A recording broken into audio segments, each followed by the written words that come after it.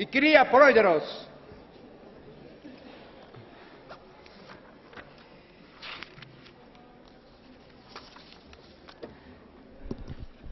So the point of order is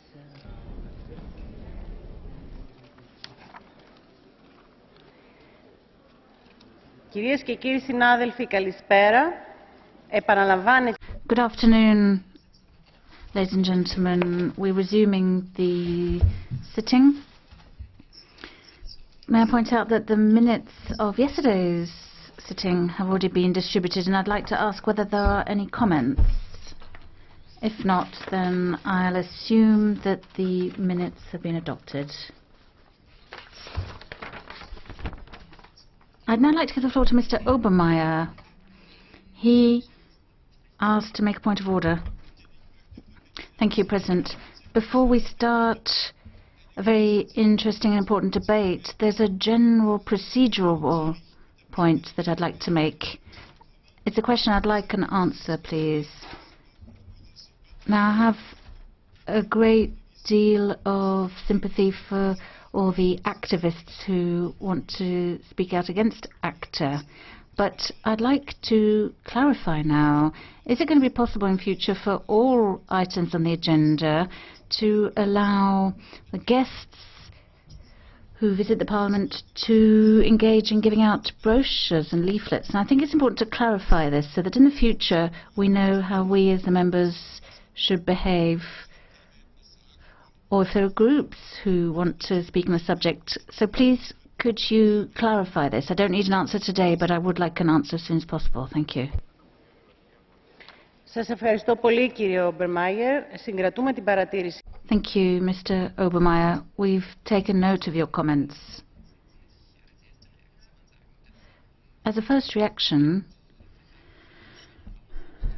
regarding distribution of brochures outside the plenary, there are no major problems with that, and certainly we haven't been alerted to any problems with respect to the rules of procedure and the distribution of material. So we do not consider that to be a problem, but I will look into it further and let you know. Ladies and gentlemen, turning to the agenda, we now have a recommendation from David Martin on the anti-counterfeiting trade agreement between the EU and its member states, Australia, Canada, Japan, the Republic of Korea, Mexico, Morocco, New Zealand, Singapore, Switzerland, and the USA. First of all, I'd like to give the floor to the rapporteur, David Martin. You have 4 minutes. Thank you, President. President, today my strong recommendation to this House is that we reject the ACTA Treaty. Now, at the outset of this debate, though, let me make it clear that, unlike some, I do not criticise the Commission for bringing forward this proposal. It's their role as the institution with the right of initiative to do so. But the role of the Parliament has been strengthened under the Lisbon Treaty, and it's our job to scrutinise international agreements and to give them or deny them our consent. Over the last 3 or 4 months, President, I have carefully studied the text. I have spoken to the officials who have negotiated this agreement. I have spoken to the right holders that it seeks to protect, and I have engaged with civil society organisations who have serious concerns about this agreement.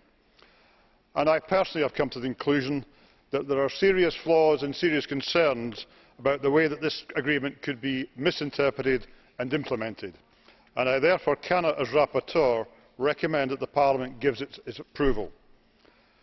President, before I have described myself as the accidental rapporteur, I genuinely came to this report with no agenda on ACTA, and if anything, I was probably regarded as having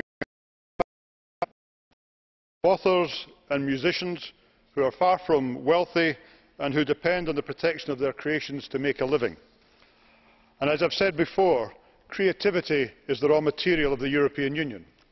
In September last year, we were here debating the EU 2020 strategy and the future of trade policy.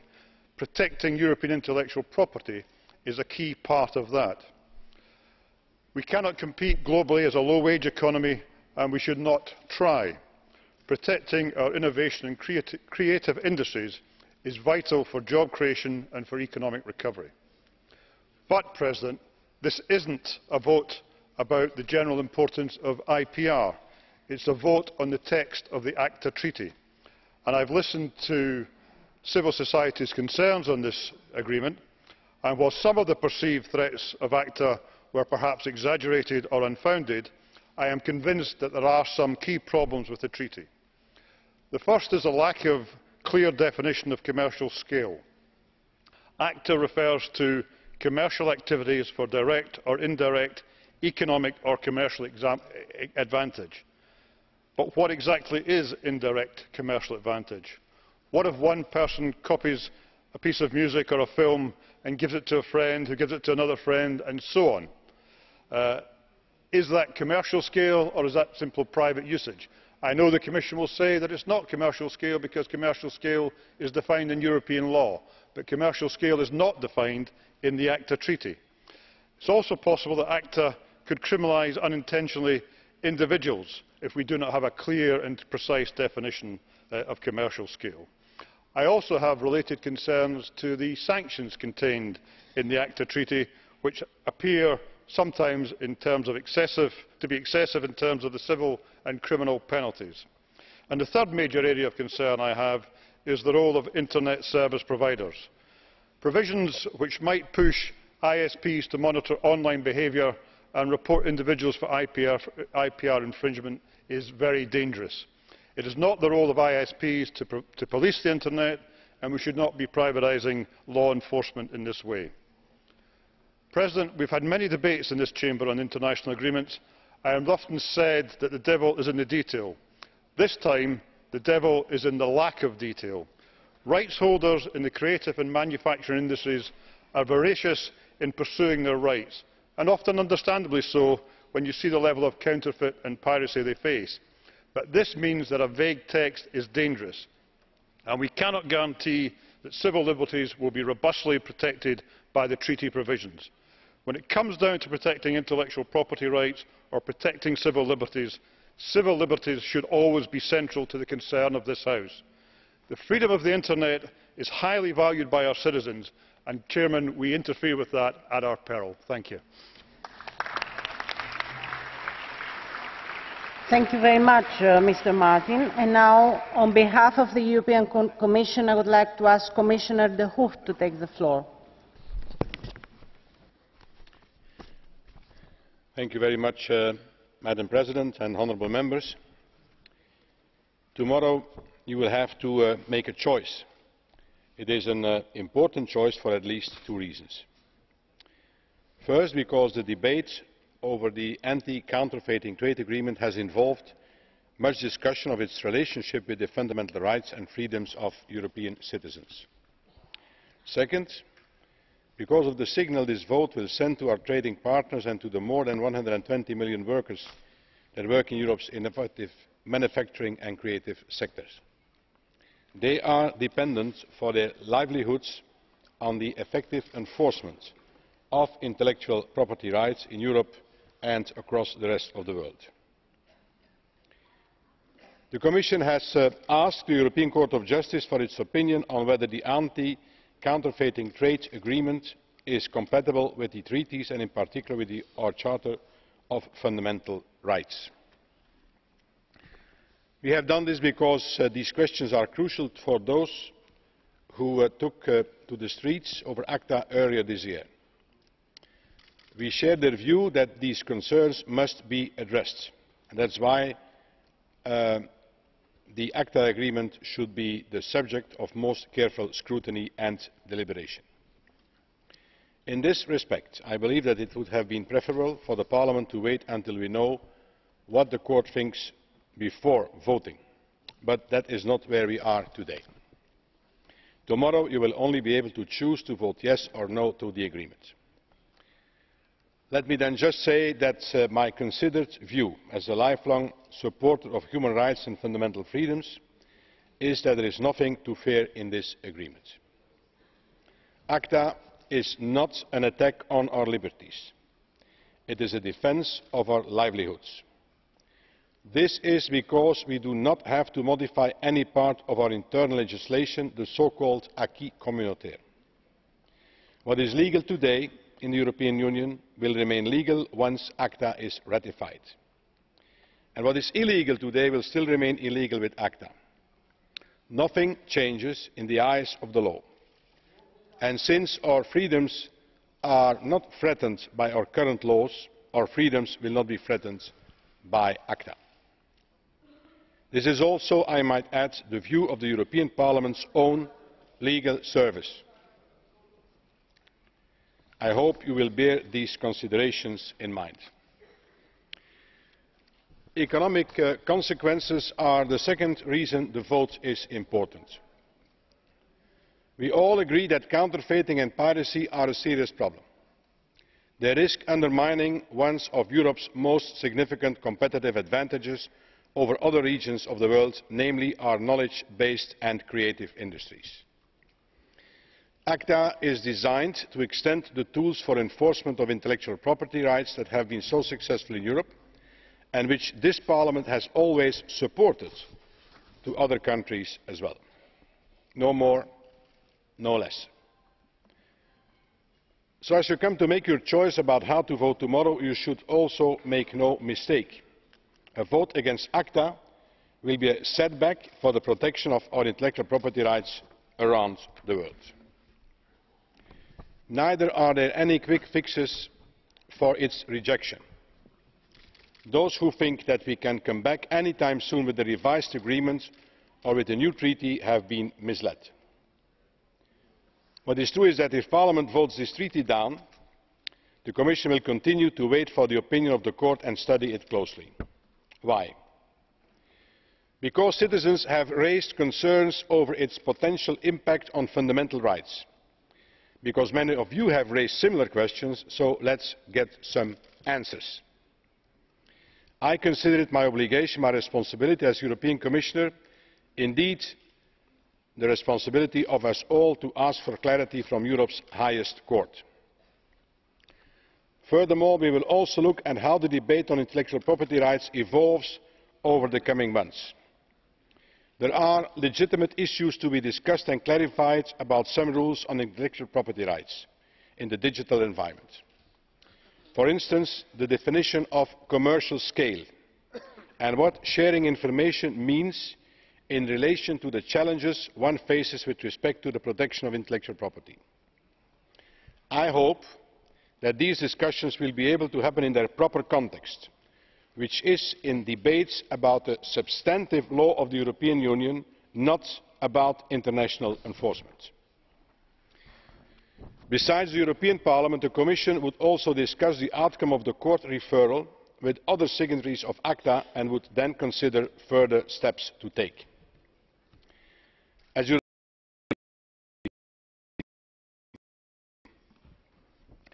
But I also know that freedom needs a framework. What we are doing both with ACTA and with European legislation is making sure that the framework strikes the right balance. It is a delicate task and we must proceed carefully. Thank you very much. Thank you, Commissioner. Και τώρα εξ ονόματος της Επιτροπής Ανάπτυξης θα ήθελα να... Thank you, Commissioner. Now for the Development Committee, I'll give the floor to Mr. Zahradil for 1 minute. Děkuji, paní předsedající. Já se jako zpravodaj... Thank you very much, Madam President. As a rapporteur from the DEVE committee, I find myself in a particular situation. The committee adopted a position that was different from mine. The committee wanted to refuse the agreement. I was more indulgent, but I did have to go along with the majority. I would like to make some additional comments. At this time in the EP, there is a very clear majority to reject the agreement for whatever reason that may be. But I would have to say that It's a bit illogical that the Parliament did not wait for the ECJ opinion to see whether or not this is compatible with the EU primary law. I don't really understand the procedure. It does seem illogical to me, but the reality is what it is. And the DEVE committee felt that the agreement should be rejected, and so as a rapporteur I had to reproduce that. Mrs. Andersdotter, please, on behalf of the ITRE committee. Thank you very much, President, and thank you to all colleagues, and thank you to everybody listening outside this room. Now, for those of us who have followed the information policy debate for a long time, the decision tomorrow is going to be a symbol for what is only right and proper in the information age, and it's also an important issue for European democracy. Communication and culture create society. That's why it's no surprise that ACTA is an issue that's created such a pan-European debate. It's caught our attention, and it's forced us to deal with the issue of how we in society want to deal with information and communication. It's this very issue that convinced me and many people in my own political party, the Pirate Party, to get involved in politics. If we're going to deal with the issues, we need to have more access to culture, more access to communication. How are we going to work together with other people to build community and to build trust? All of those of us who deal with these issues and take part in creating online communities hope that it will be a strong Parliament that takes its decision tomorrow, a Parliament that listens to all European citizens when they speak with a united voice. Our society has to be built in that manner. It has to be built on the basis of citizens' values. Citizens' values see communication and cultural exchange as a priority for the future. And me and my political group, together with other colleagues from many other political groups, will be voting with a united vote tomorrow. Thanks. Thank you, Mrs. Andersdotter. Now we'll have Mrs. Regner from the Legal Affairs Committee. Thank you, President. Commissioner, at the outset, let me say that I think the purposes of ACTA are a very good one. To have international standards for the fight against counterfeiting and piracy, that's very worthy.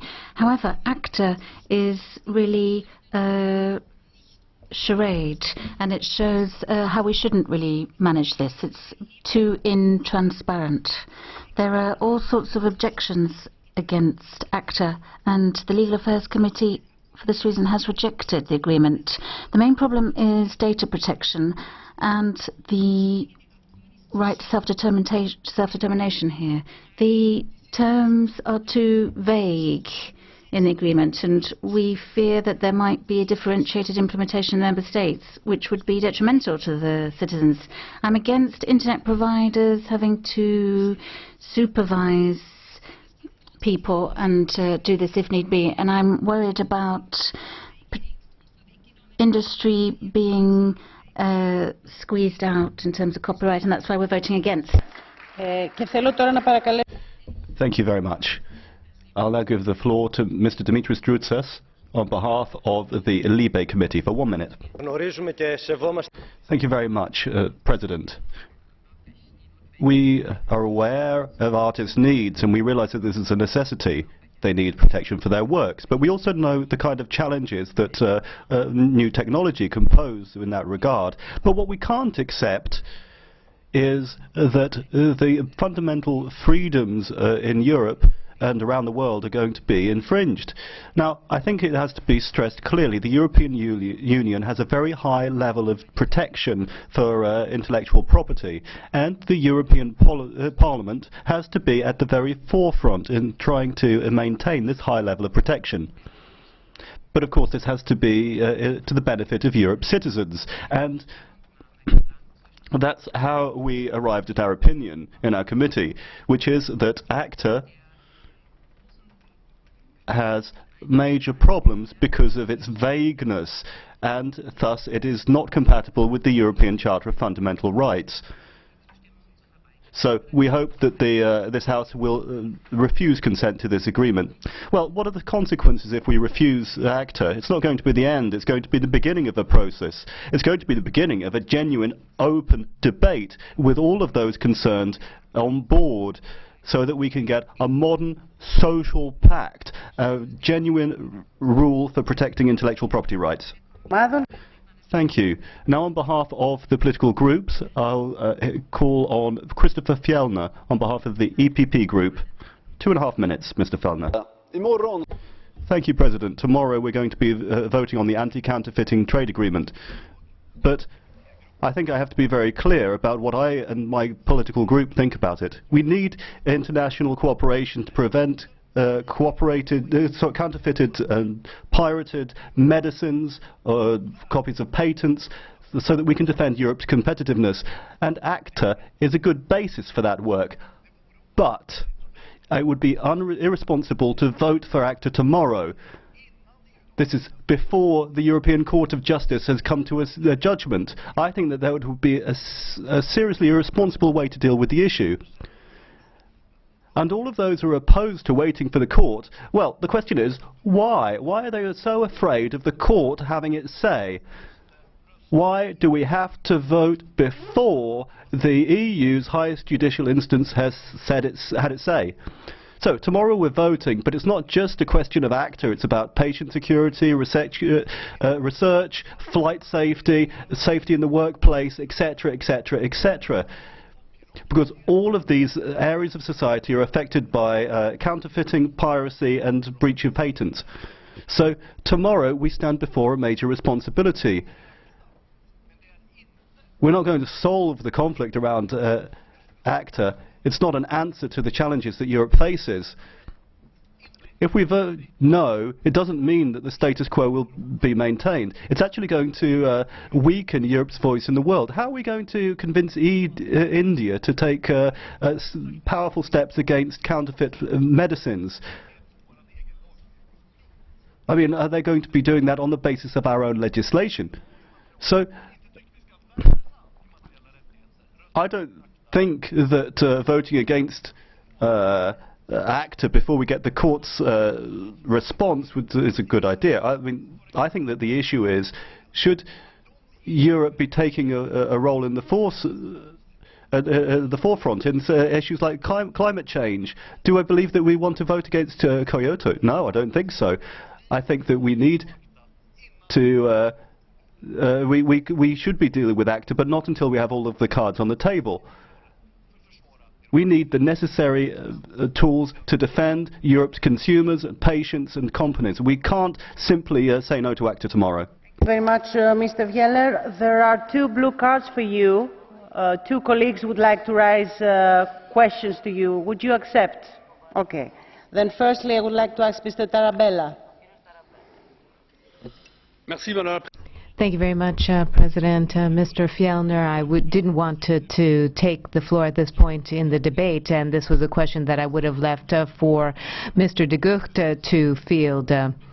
But talking about waiting for the ECG opinion today is just delaying tactics, and I'm just wondering if, well, the Commissioner has asked for the opinion of the court, but the question is if the treaty is in line with individual rights. Yes, thank you very much. But according to the rules of procedure, you cannot ask questions to the Commissioner. Your question was to Mr. Fjellner. Okay. Thank you very much, Madam President. Now, we do have the question of why are we in such of a hurry to hold this vote? Well, it's because you can't accept the idea of waiting to hear the response that ACTA is actually in line with the treaties. I listen to the citizens, but what they're interested in is integrity. They're interested in fundamental rights, and that's why the Commission has raised the issue. I think we should wait for the answer from the court to give the issue its due respect. To raise a question to Mr. Fjellner. Thank you, Madam President and Mr. Fjellner. I'm a little bit disappointed. Why aren't you being honest? The European People's Party only want to delay the vote because in reality they're in favour of ACTA and they hope that they'll get it through that way. That's the reason, isn't it? If not, tell me, why are you in favour of the US film industry and against European internet users? And just for information, ACTA won't help for India because India isn't party to this treaty, Mr. Fjellner. Mr. Fjellner. I'm trying to be perfectly honest with you. I said at the very outset we need international cooperation and ACTA is a good basis for that. But the difference between you and me is that I want to listen to the highest juridical court before I take this vote. I think that's acting seriously. I think the question would actually be the same to you. What are you afraid of? What are you afraid that the European Court of Justice will say that makes it so desperately important for you to take the vote before we've heard what they say? That's actually my question. Okay. Περνάμε τώρα στον ομιλητή εξ ονόματος της ομάδας των Σοσιαλιστών. And now on behalf of the groups, for the Socialists, on the rules, a point of order. Now, Mr. Fjellner asked me a question. Maybe I can answer it. I don't know if I'm allowed or not. I was just wondering. I don't know what I should be doing, really. But basically, I just wanted to say to him that ACTA is not a legal issue, it's a political issue, and we have to decide it. It's not a court who decides ACTA. Okay. Let's try to respect the rules and have a order discussion. Now, on behalf of the group of the Socialists and Democrats, Mr. Bernd Lange has the floor for 2 minutes, please. Thank you, Madam President. Commissioner, colleagues.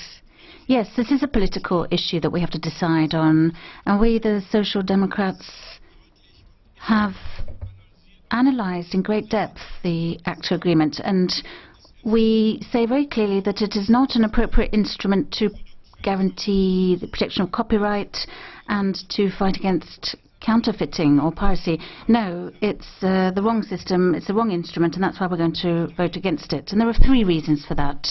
First of all, those countries that are most into piracy and misusing copyright, they're not even party to ACTA. So then it's the goodies against the baddies, and that just makes no sense at international level. Secondly, colleagues, rules from the analogue area of counterfeiting are being shifted into the digital arena. But the change in digital conduct is not being covered properly by those rules. So we are comparing apples and pears, and that is the wrong approach. That's the second reason we're rejecting ACTA. The rules are simply not appropriate. But the most important thing is the third reason. In the digital area, ACTA is simply imposing a yoke, and we don't really know if we want it. Because when it comes to enforcement of intellectual property rights in the area of the internet and the digital area, that hasn't yet been clarified within the EU. The Commission needs to table a draft law. So how can we agree upon some convention now within this area when we haven't yet even discussed any legislation at European level or come up with anything sensible? So let us leave ACTA to one side and first of all have proper, sensible EU legislation. So I'd like to call on the Commission to produce something. Thank you. Thank you, Mr. Lange. And now it's Mr. Fjellner who would like to raise a question to you. Would you accept? Okay, please. Thank you. You say that the biggest infringer of IPRs are not a part of it, and that's an argument against this treaty. Are you against the Kyoto Protocol, as the biggest emitters of CO2, China and the US, are not a part of the Kyoto Protocol? ACTA actually covers a bigger part of world trade than the Kyoto Protocol covers of emissions, world emissions of CO2. So are you against the Kyoto Protocol with the same logic? Ms. Lange.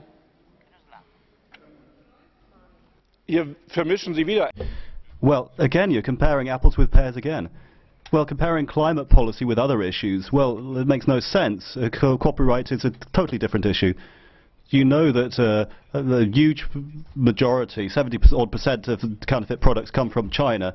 So, of course, we need to deal with China and India if we're going to find a solution. We can't simply divide countries up into good countries and bad countries. Thank you very much, Mr. Langen. Και τώρα εξ ονόματος της ομάδας των φιλελευθέρων. Now, on behalf of the Liberals, Mr. Rinaldi, 2.5 minutes. Thank you, President, Commissioner and colleagues. In November 2010, many of us asked the Commission to wait before signing the agreement and, first of all, to conduct an impact study. The Commission, however, decided to sign immediately and told us that everything was fine.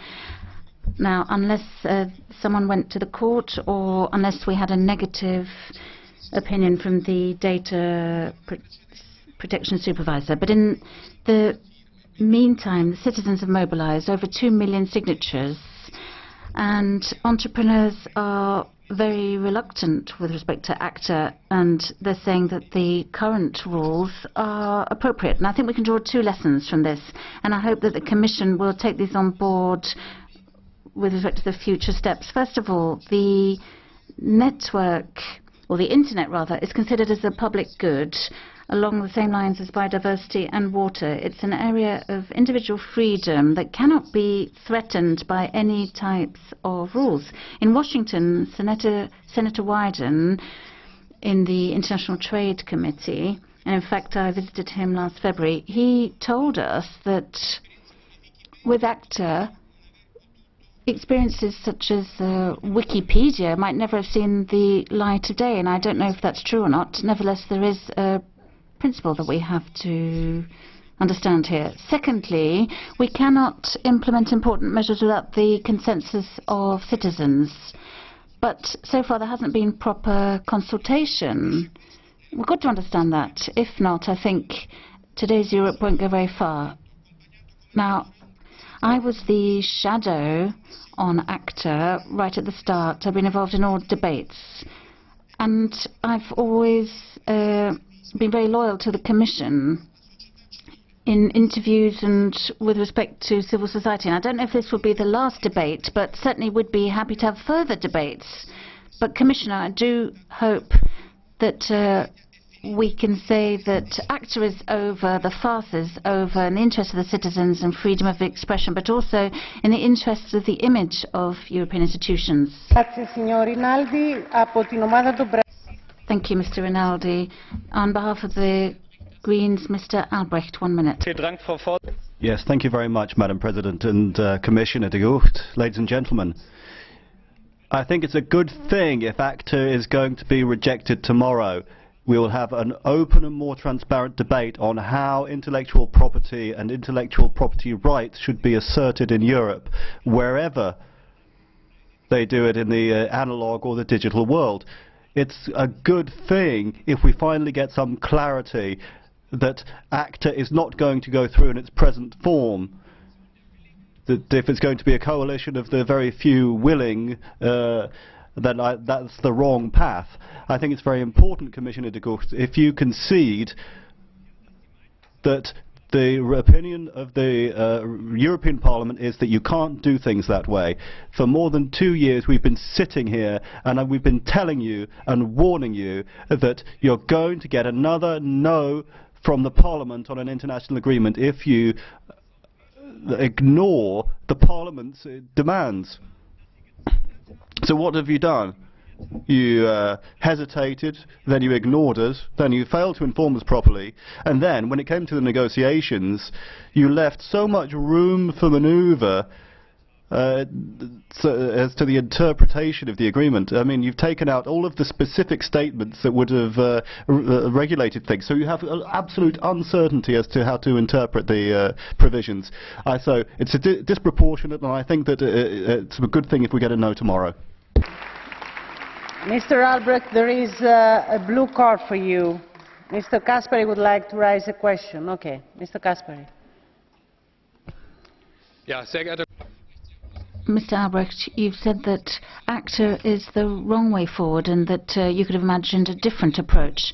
And I think we'd have all been happier if we'd had a multilateral approach. But this is the reality. The Chinese, the Indians and others in the last decades would always have rejected such an agreement within the WTO. So can you explain how such a multilateral approach, where unfortunately China and India are not on board, what would it look like? Is it just an alibi, or have you got anything specific to say? Ja, vielen Dank, Herr Yes, thank you very much, Mr. Kasperi, for your question. Well, of course, I do agree with you that there is a need to guarantee the protection of trademarks and patents around Europe. But we have to understand why developing countries and emerging economies are taking so long to approve these things in the WTO, etc. Because we're talking about exceptions for generic medicines, for example. It's not a one-sided question when we're talking about agreeing international agreements. But what we really want here is to prevent the counterfeiting of products and trademarks. But what it's ended up with is a text on the internet and copyright.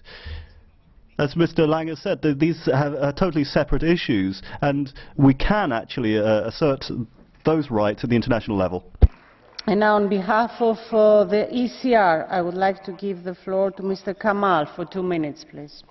Thank you very much, Madam Chairman. I think it's quite clear from the level of debate that we've all received a lot of correspondence from a number of constituents, but actually most of my correspondence has come from non-constituents all around the world, telling me that, warning me of sort of doom and gloom if ACTA were to be passed and it was to be the end of the internet. Frankly, that's a load of rubbish, and it's not. We should have really focused on some of the concerns that we all had at the beginning. There were concerns right across the House on transparency. There were concerns on the issue of fundamental rights and civil rights for citizens. And actually, I think some of those issues would have been dealt with by the European Court of Justice. I think we also have to be quite clear that many of the laws that are worrying us about the internet actually come from national governments. The 3 strikes and you're out, for example, some of the American proposals on internet, has nothing to do with ACTA. These are national governments that have brought in these measures. But I think there's also an important distinction to be made. In his book, Free, by Chris Anderson, the editor of Wired, he makes a distinction between the world of atoms and the world of bits. He says that in the world of bits, in a world of increased processing power, increased bandwidth and increased storage, the price of digital products tends towards zero. And therefore, he proposes business models, or new business models for digital products. I think the problem with that view is that I think people should be allowed to give away and share if they want, but at the same time we should not stop those who want to use intellectual property and make money out of intellectual property to be allowed to do so. We should allow both business models to be able to coexist. My concern really overall for this is that many political groups wanted a referral to the ECJ. We pushed the Commission for a referral to the ECJ. But when the Commission actually goes ahead and listens to us and refers to the ECJ, what do? We move the goalposts and we complain about a referral to the ECJ, and what we do is we ask for rejection. I actually think that's quite dishonourable, and we will not be taken seriously if we continue to act in this way. Actually, I have to say, as someone who is concerned about European integration, in some ways I welcome the undermining of the ECJ in this way, because actually an ECJ has been one of the greatest pushers for European integration. If you're going to set that precedent, I thank you, but let's focus on the issue at hand. Let us not move the goalposts when we've asked for a referral in the first place. The most honourable thing to have done would have been to wait for the referral to the ECJ, wait for the ECJ to rule, and in fact the ECJ's ruling may have even given you ammunition to those who are against ACTA. I welcome any blue cards at this stage. Bring it on. Thank you, Mr. Kamal. Now, on behalf of the GUI NGL group, Mr. Scholz, 2 minutes. Madam President, Commissioner, Colleagues, the citizens of Europe have been discussing ACTA for months, as we have here in this House. They have come to the agreement that the decision that they don't want ACTA. They feel ACTA is a threat to their freedom in the digital world. They are concerned about issues of data protection. From this debate, we have learned that the Internet is important because it gives a democracy a whole new dimension in our lives. It's an important element in the functioning of European democracy, precisely in these very weeks and months. And citizens are putting their interests against the European Commission. The European Commission, Mr. de Gucht, is one which the Council and Commission have been negotiating on for 6 years, and we in the Parliament have constantly been calling for transparency. Now the secret ACTA negotiations have ended up with this text, and we think that we actually need an open debate here for the decisions to be taken. We don't need to wait for the Court of Justice, because we're talking about the contents, the substance of this agreement, as colleagues around the room have said. We're taking the decision now. Colleagues, there's a whole further dimension to this. We have to consider that we're totally changing our way of dealing with information and knowledge, that basically the whole concept of private property is becoming obsolete. There's a question of rights to access and use of the contents. There has to be an understanding of these concepts taught from early days at school. Now, we're talking about patents, copyright, trade and economic cooperation in a multilaterally networked world, and we need to debate it in a multilateral manner to be able to come to a proper agreement. We need to be debating with China, with Brazil, India and others. Commissioner de Gucht, I think that you haven't really ensured that the Internet can play its revolutionary role. With ACTA, you've continued the policy of defending a business model from the past, where people still went to record shops to buy their CDs. Huge companies like Sony treat artists as if they owned people. I don't think that with this agreement you're defending the interests of artists. I hope that tomorrow's vote will be a good moment for democracy, and that it will be a good moment for the significance of the European Parliament, that we will be putting ACTA in the archives. On behalf of the EFD, Mr. Szymanski, for 1 minute, please. Thank you very much, President. Well, there's been a very tense debate now, and this reflects the public opinion on ACTA as it is now known. So it's not just a debate that has taken place here at this House, but on the streets. There have been many demonstrations, a lot of reactions and protest, and those people protesting are mostly young people who are afraid that they will not be able to get access to information and data that is currently available on the Internet. And that is one of the problems of young people and their social context. What we've learned through ACTA is that there is a lack of trust in elected officials in the European countries and European institutions. The discussion is not just about the contents, but also about the circumstances under which ACTA will be adopted, and the lack of public coordination. Young people are upset, and they want to be able to have more trust in the institutions. One of the problems is, of course, the whole issue of IPR, and we need to make sure that we can improve upon this situation vis-à-vis our citizens. Mrs. Le Pen, on behalf of the non-attached members. President, unfortunately, I'm not surprised that on the 21st of June, the Commission made a statement about ACTA, and ACTA is now going to be voted on tomorrow. We have a censure bureau in France, and they have their own French version of ACTA. There's some technical shortcomings, and I will be voting for the recommendation, and this is now the umpteenth version to try to have a global version of this type of agreement, fighting against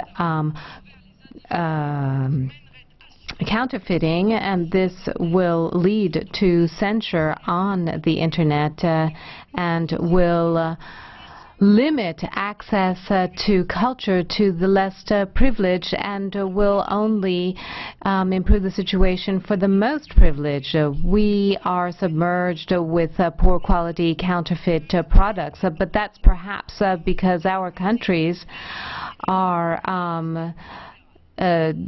feeding into the internationalist global dogma, and perhaps it's because the European Commission feels that our borders should be open to the four winds of the world, even in the midst of this European and global crisis. So we need to reject ACTA at all costs. Thank you, Mrs. Le Pen. Now we'll move to the other speakers on the list. We'll start with Mr. Caspary for 2.5 minutes. Thank you, Madam President. What is the problem with ACTA and the vote today? We have millions of consumers in Europe who've been affected by counterfeit goods. There are thousands of jobs that have already been lost, and the majority in the House is just about to reject ACTA. We in the EPP have always said that we want to check ACTA in depth, and we've always said that we're only in favour of ACTA if things were not changed for Europeans here.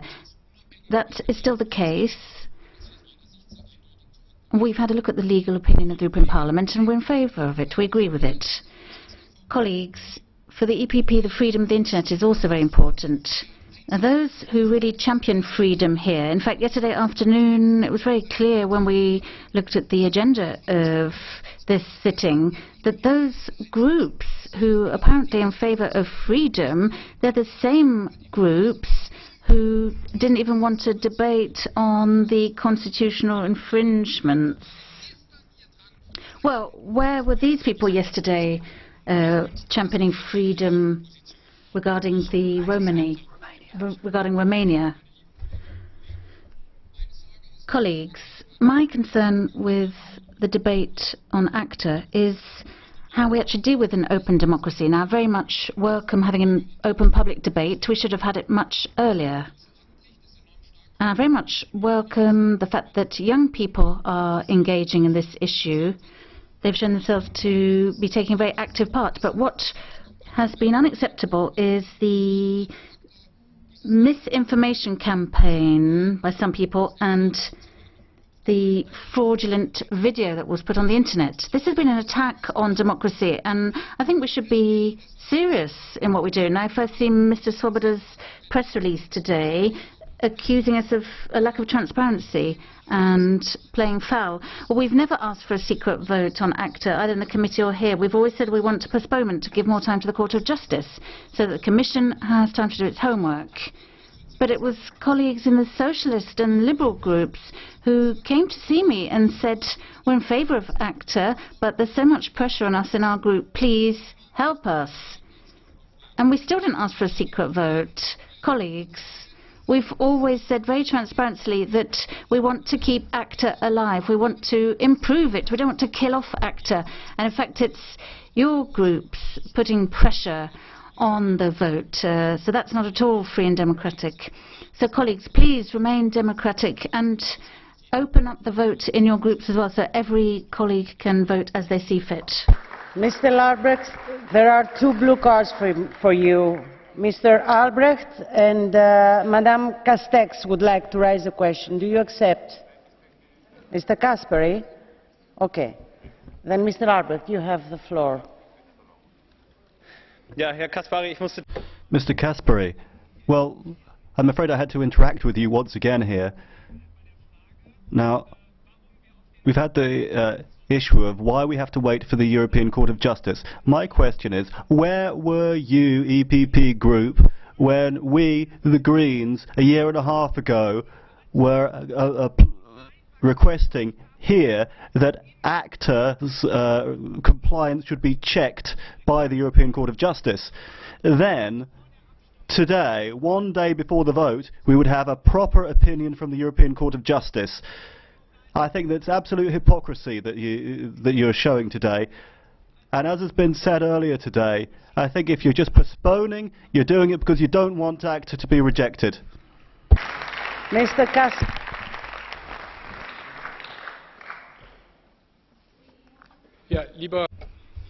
Mr. Albrecht, yes, everything in due time. Now, we've got our own methods. We first of all took the matter to the European Parliament's legal service that has expressed an opinion. So it's not a question of whether it's right or wrong that the Commission took the matter to the Court of Justice. Now, the fact is they did it. It's a question of respect for other institutions that they may also express their opinion. And I think it's very important that the Court has time to deliberate. Now, we never said that we are absolutely in favour of ACTA, but only on certain conditions. We said in a press conference earlier this year that we want to clarify certain issues, but unfortunately the Commission was simply too late. Just on Wednesday before the committee vote that they were prepared to make improvements. Then the question is, if a patient goes to a hospital and they've only got light cold, well, they should first of all have a diagnosis and then be cured, not killed. We want to treat ACTA, we don't want to kill it. That is the political difference between you and us. Mrs. Kastek.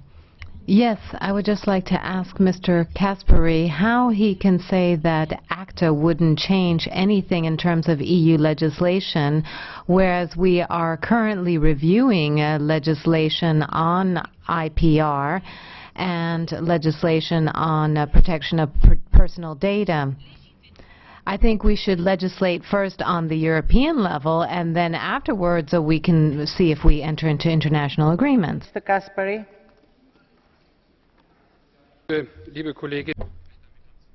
Colleague, you're absolutely right. Today we had a broad majority in adopting Mr. Kreutzmann's report on strengthening protection of IPRs.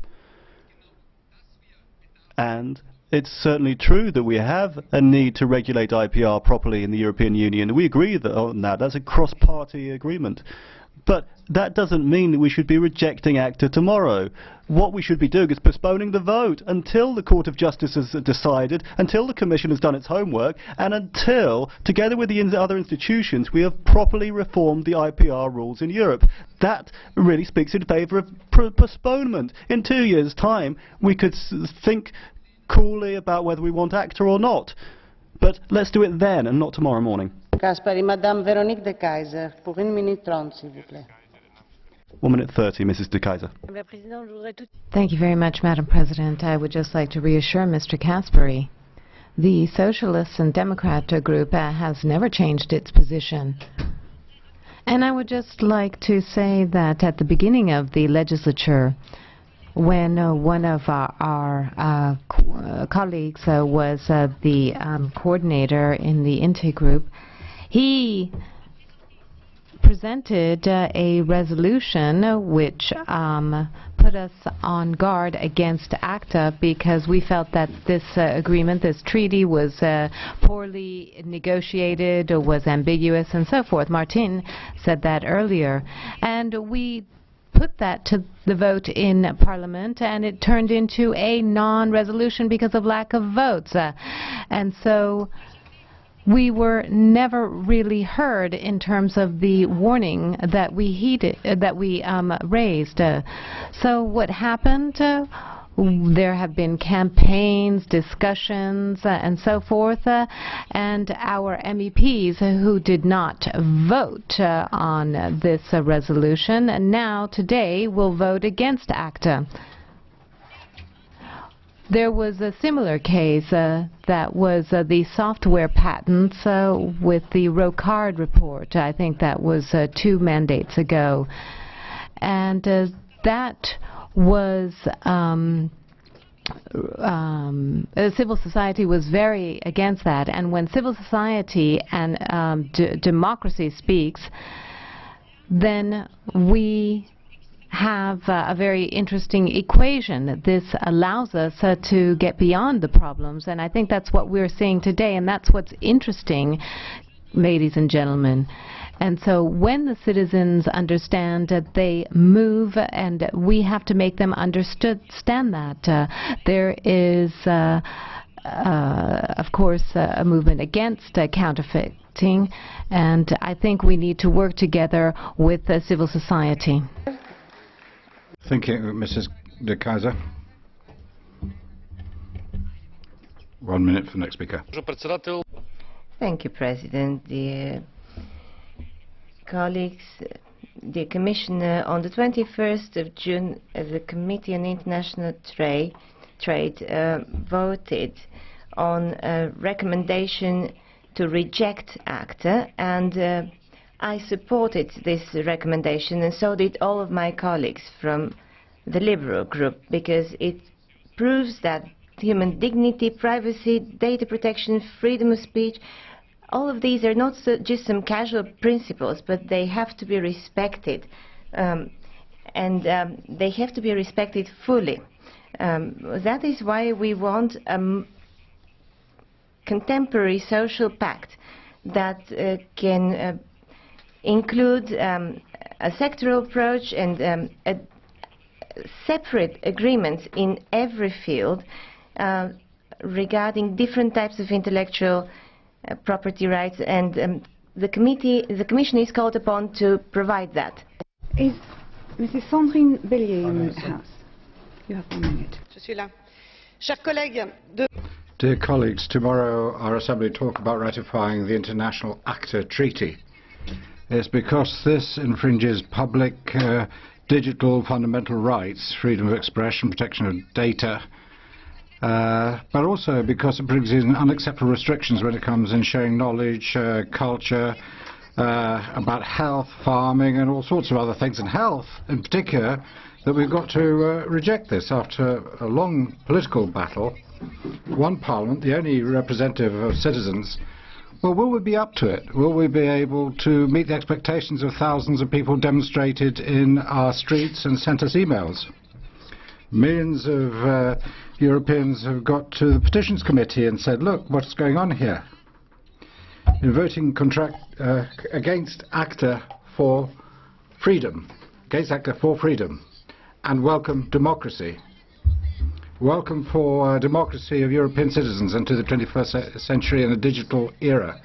That's our choice, Commissioner and colleagues. It's a political choice, and we should refuse this. Thank you. Herzlichen Dank, Frau Kollegin. Als nächster Redner. Thank you very much. For 1 minute, Mr. Campbell-Bannerman. The ACTA agreement is one I wish I could champion. I very much agree we need measures to counter piracy and protect intellectual property, which is vital to business. But I can't support this ACTA. It is not acceptable in its current form. It's too catch-all. Whilst the thrust of the agreement is worthy, the devil is in the detail. In the detail, we find that internet service providers will be forced to spy on all their customers, Chinese state-style, becoming legally responsible for pirated files. Search engines could be closed for aiding and abetting. In this ACTA, we have what I call pre-crime, as in the movie Minority Report, where you can have your PC seized on the mere suspicion of infringement. You have a loose definition of commercial scale, which could see many law-abiding citizens prosecuted for very low-key usage. You have customs officers able to go through your files at airports. And we have this unaccountable ACTA committee who will have the power to make changes without referring back to this Parliament or others. In conclusion, I support the aim, but I do not support the detail of ACTA. Thank you very much, sir. Would you accept a blue card from Mr. Fjellner? Please, Mr. Fjellner, you have the floor. Thank you very much. I just wonder if my dear colleague has read the ACTA agreement, and if he doesn't, I would like to offer and ask you if you want a copy of one of the agreement, because I actually happen to have one. So That was my only question. Has he read it, and if he hasn't, do we want a copy of the agreement?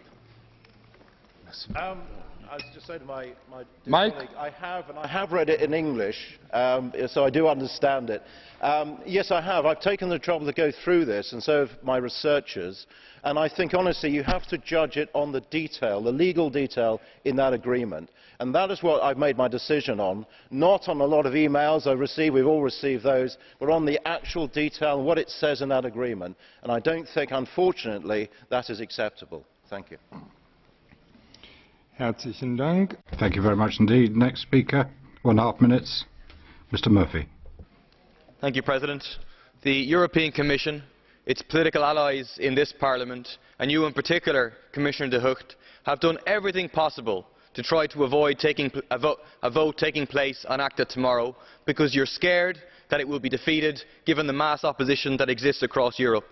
When you spoke at the International Trade Committee 2 weeks ago, you effectively said that regardless of how the Parliament votes tomorrow, the Commission will try to push ahead regardless of what the result is. That represents a complete contempt for democracy, but at least you've been consistent in that contempt throughout this whole process of ACTA. In your letter, dated the 26th of January to MEPs, you accused those of protesting against ACTA of basing their action on, and I quote, misinformation, or possibly even worse, on willful misinterpretation of the content of the agreement. What an outrageous statement. Who needs democracy and debate in society when we have the European Commission to tell us what's what? If there is any misinterpretation, if there is any misinformation, that is due to the complete lack of transparency and due to the deliberate ambiguity contained in this agreement. Unlike you, I applaud the anti-ACTA campaigners, the thousands who have taken to the streets, the tens of thousands who have sent emails, the millions of people who have signed petitions. If ACTA is defeated tomorrow, it will be thanks to those campaigners. However, the struggle against ACTA and measures like ACTA will continue, as clearly is shown by the Commission's attitude. We will continue to fight it today, tomorrow, the day after tomorrow, and to struggle for a society and an economy based on the free exchange of information, knowledge and research for the benefit of all. Thank you. Herzlichen Dank, Herr Murphy. Thank you, Mr. Murphy. Just remind you that on the basis of quite a few extra questions, we're a bit late. So please keep to time, next speakers. Next 1 minute, Mr. Batten. Thank you, Mr. President. I have had literally hundreds, if not thousands, of emails from around the world on this subject. At least 99.9% of them asked me to vote against it. And I can assure these people, and especially my constituents in London, that I and my UKIP colleagues will vote against ACTA. But one element of ACTA which particularly concerns me is the criminalisation of offences under Article 23. Now, of course, genuine copyright and intellectual property right infringements must be prevented and owners' rights protected. But the European Union is creating its own comprehensive police state, with provisions such as the European Arrest Warrant and the European Investigation Order. Criminalisation opens up all kinds of sinister possibilities for suppressing free speech, dissent and alternative points of view. We only have to look at the case of Julian Assange to see where that can lead. All things considered, I urge my colleagues here to vote against ACTA. Herzlichen Dank. Als nächster... Thank you. Next speaker. 1 minute, Mr. Ehrenhauser. Ja, danke schön. Thank you. ACTA is basically a way to block the internet. It's a way to monitor internet use. ACTA jeopardizes data protection and communications secrecy. The vague wording in ACTA is a declaration of political will more than international law spelled out, and that's why 4 committees in this House have rejected the agreement. And I seriously warn against adopting the agreement tomorrow, or indeed deferring the vote tomorrow. That would be a massive loss of lead to a massive loss of trust in this House. I'm in favour of fundamental rights, the rights of the citizens. If that agreement is ditched tomorrow, that's a massive victory for civil society.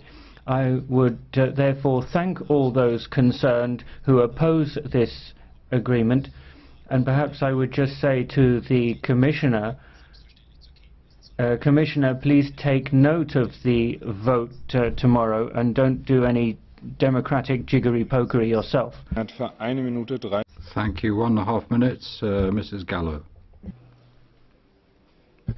Merci. Thank you, President. Colleagues, ACTA is a response to a general awareness of the damage caused by counterfeiting. On questions of health and security and safety of our citizens, 250 billion euros are lost per year by enterprises in Europe. 100,000 jobs are lost per year. Now, on the actual substance, ACTA is not creating new intellectual property rights. It is simply a question of implementing in a proportionate manner, take a look at Article 6, of measures which are there to fight against counterfeiting of goods. Article 27 is the only one that refers to the digital environment, has caused a campaign of disinformation over the internet and has deceived public opinion, causing it to believe that there would be some individual criminalization or some form of monitoring of service providers. And this is why I call on you to be reasonable and courageous. I call on members to vote in the interest of the economy of Europe and not under pressure from the street. We should vote in favour of ACTA, as we did last year, in the interest of the 38 signatory countries, first and foremost, but also because of the value that it has as being a way of setting an example to countries like China and India, which do seem to be very, very worrying and of concern to those who oppose ACTA. Thank you. Thank you very much, Madam. Your intervention actually triggered 4 blue cards. Having in mind that we're a little bit short in time and 3 are from the Greens, I would have to respect the balance. Would first Mrs. Sargentini, and then we would continue with Mr. Weigel. Thank you. Dank u, voorzitter. Ik hoor mevrouw Gallo zeggen dat ACTA... Thank you. Madame Gallo has told us that ACTA is a way of protecting public health in Europe. Madame Gallo, lives are saved by copied medicines in the third world. If we need to manage intellectual property differently. Non mais j'espère avoir mal compris. J'espère ne pas avoir... I hope that I did not understand that you're saying to me that counterfeit medicines can save lives. I hope I misunderstood you, because generic drugs is another thing. I think I heard you say counterfeit. There is, after all, quite a huge difference. As far as generic drugs are concerned, or medicines, you know very well that ACTA does not cause any problems here, and therefore I have really not understood the relevance of that question. Herzlichen Dank, Frau Kollegin. Thank you very much indeed. Next blue card, Mr. Weigel. And for the other colleagues as well, please. You don't have much time. I'm sure there are all sorts of people you want to wave your blue cards at later on. So I don't want to prolong this. I'm going to be very active. Unlike you, I'm very much pleased today because we have this discussion under pressure. Under the pressure of 10,000s of young people who are intelligent enough and that are moving in the IT environment and world, who know a lot about the internet and these freedoms, much more than you and I. Yes, nikakor ne. I would not like to underestimate their opinion. Because you hear me, yes? Yes, nikakor ne bi podcenjevali. So, again, I would not like to underestimate it. You have to put forward a question. Yes, yes, I will. Could you come to it, because you have 30 seconds in now. I will. The question is, do you really think that we, in the situation where the several 100,000 eyes of young people in Europe are watching our debate that we can afford to underestimate them and to say them whatever you are saying and asking us to reject ACTA is just rubbish, as your colleague said before. Thank you. Mais je crois que je suis le meilleur. Well, I think I'm the best person to defend all these people listening to us, because I think that it's certainly not in a discussion such as this one today that we're going to be able to provide them with jobs. I gave you figures regarding the damage caused economically by counterfeiting in the sector of intellectual property, which is my area. I constantly are coming across digital operators, and I know the potential for employment, for example, in the whole cloud computing area. For young people, there are going to be many, many opportunities. But I don't think... Interruption from the chair. Thank you very much. Your time has run out. Speaker for 1.5 minutes is Mr. Bellinger.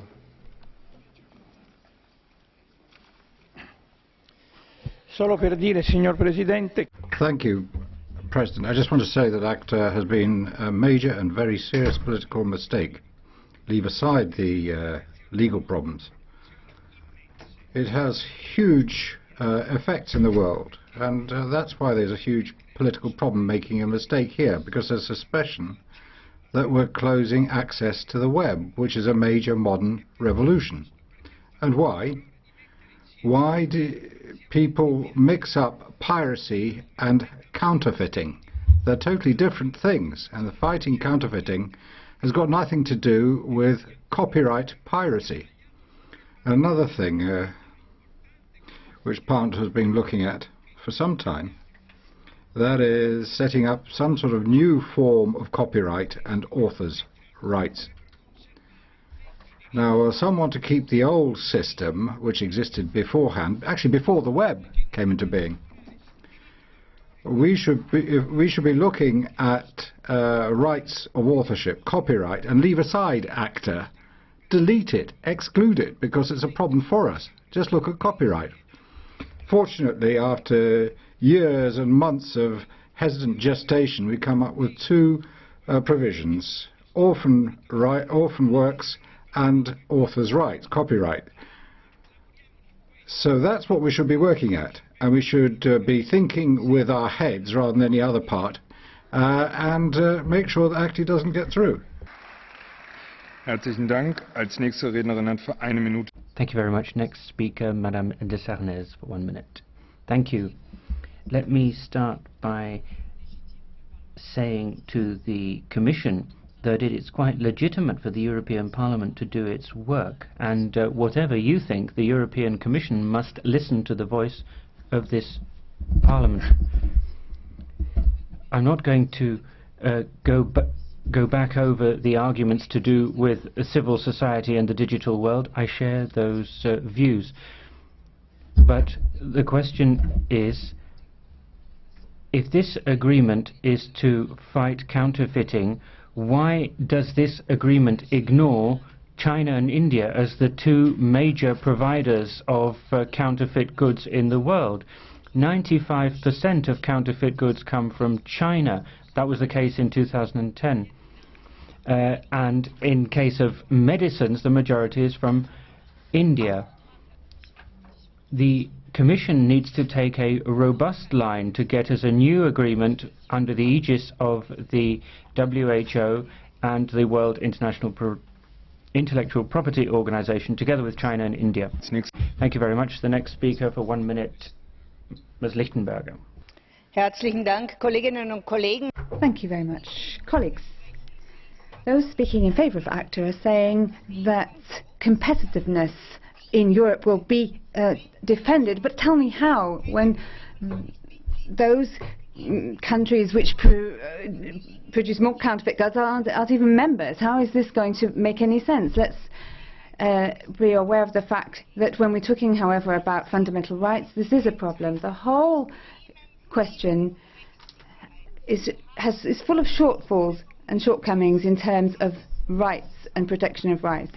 Anything is possible, and this is not what we need in the European economy. It is not what we need in for competition in Europe.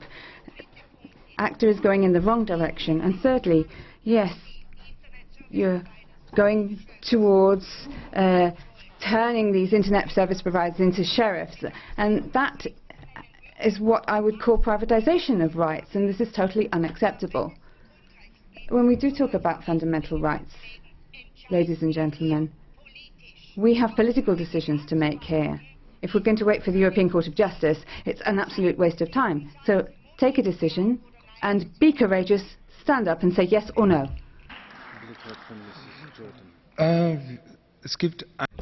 There's one blue card, Ms. Lichtenberger, from Mr. Jordan. Would you accept, please? Microphone, please. Gospa Lichtenberger. Madam Lichtenberger, I would like to ask you the following.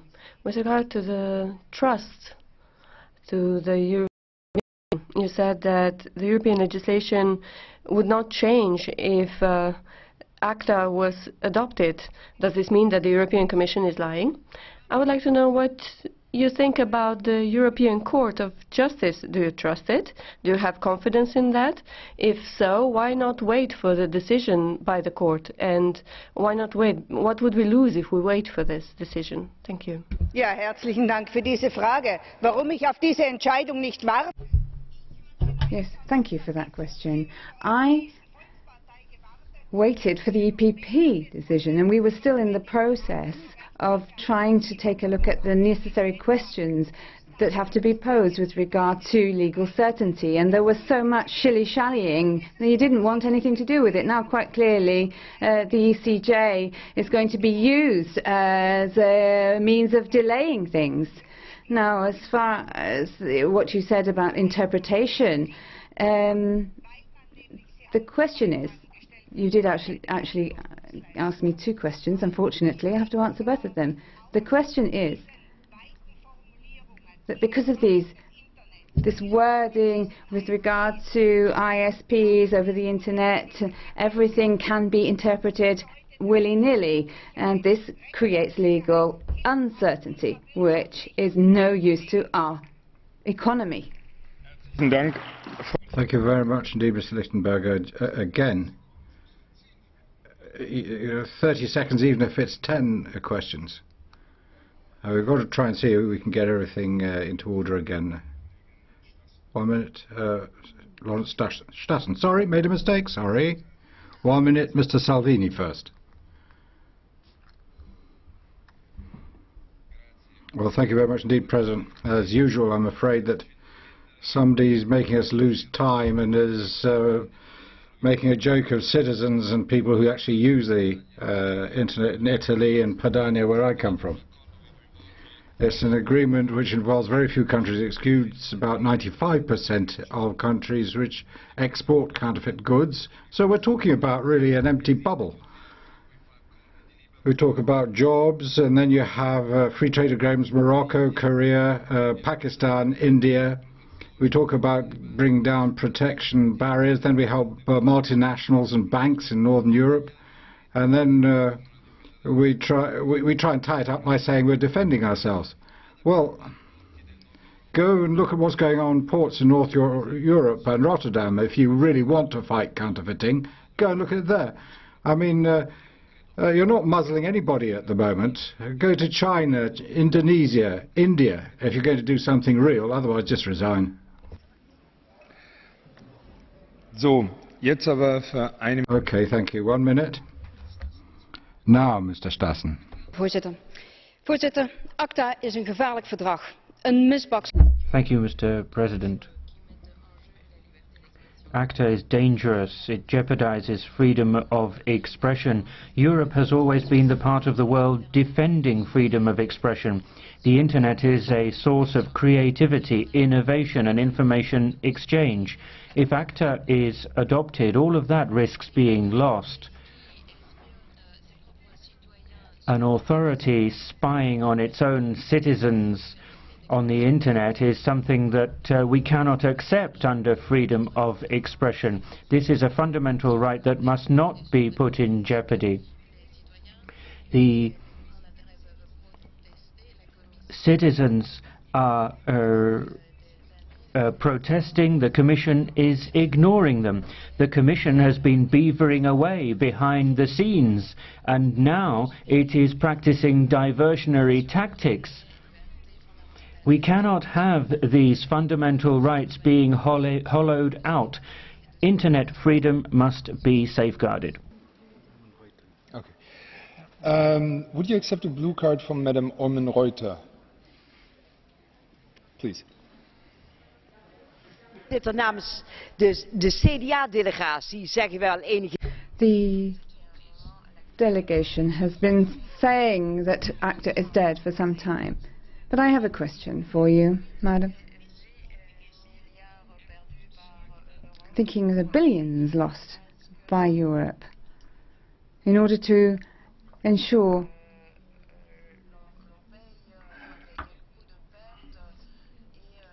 that something is put in place here. So a lot has been lost, and what do you think about this? After all, there are certain rights to be respected. Do you have any alternatives to propose? Let me answer that question, Ms. Oomen-Ruijten. In fact, yours is the party that always opposed ACTA, and here you are now in favour. But one thing is sure, internet freedom must not be touched, not even by the EPP. Thank you. Next one, Mr. Rübig. Thank you very much indeed, President. Well, one thing is quite clear. If it's not worth anything, nobody want to steal it. What's important here in the debate is we hit a proper compromise. It's quite clear that some things have to be modernized. In fact, patent copyright has to be modernized. We know the worth of our cultural goods and heritage here. And are you going to give authors a lifelong list or a list of lifelong payments to authors? What about advertising? Are you going to advertise and promote? Are you going to give artists and journalists the possibility of getting and earning a proper wage? I think we've got to look to e-commerce, but we don't have to rework the legislation on that. Basically, what we're talking about here is when things are sold under the cost price. And that might be via the internet. The question is, how can you give citizens surety when it comes to copyright? And so we need some sort of oversight, and that's where the Parliament's got to find the right sort of rules. If you look at what ACTA is doing, and what it can do with China, India and Brazil, well, obviously it can't do that much. Thank you. Rübig, Herr Ehrenhauser. Thank you. Mr. Ehrenhauser, question to you. Will you take it? Herr Rübig, akzeptieren Sie eine Frage? Will you take a blue card? Yes. Ja, danke schön. Thank you, Mr. Rübig. Do you think that the report of the ECJ, which we should have had about 18 months ago, as we had asked, should have been insisted upon? Ich glaube, dass die Meinung des EuGH... Well, I think the Court of Justice ruling is very important, but here, as we said several times, it's also a political decision we have to take. And since it's a political one, what's involved is getting some sort of modernized proposal for copyright from the Commission. And how do you deal with people who are collecting and actually when digital consumers are punished by these collection companies? And what about surety of access to contents? That's sort of what we've got to look to. That's why I think we should defer it. And it's only once we've got a consensus as how we can go further on intellectual property, it's only then that we'll decide on this. So more work than the decision. So, wenn wir jetzt erst reden. Okay, if we speak and then decide. Okay, next speaker, Mr. Vice Speaker. Thank you very much, Mr. President. I've done my work and I want to take a decision. I want to take a decision tomorrow, colleagues. This is not a legal decision that I'm going to take. It's a political decision. It's about the question of whether we want an agreement that will allow private bodies to carry out surveillance over private people. No, we don't want that. We also don't want the criminalization of civil offences. And if we don't want these things,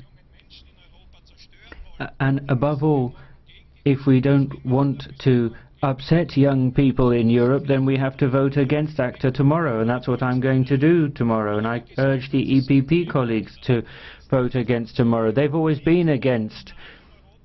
And this is not now the time to postpone the vote.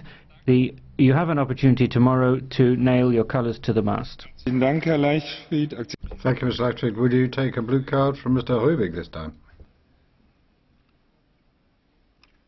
Herr Leichtfried, Mr. Leichtfried, my question to you is this. Should we, at European level, debate the modernization of intellectual property law?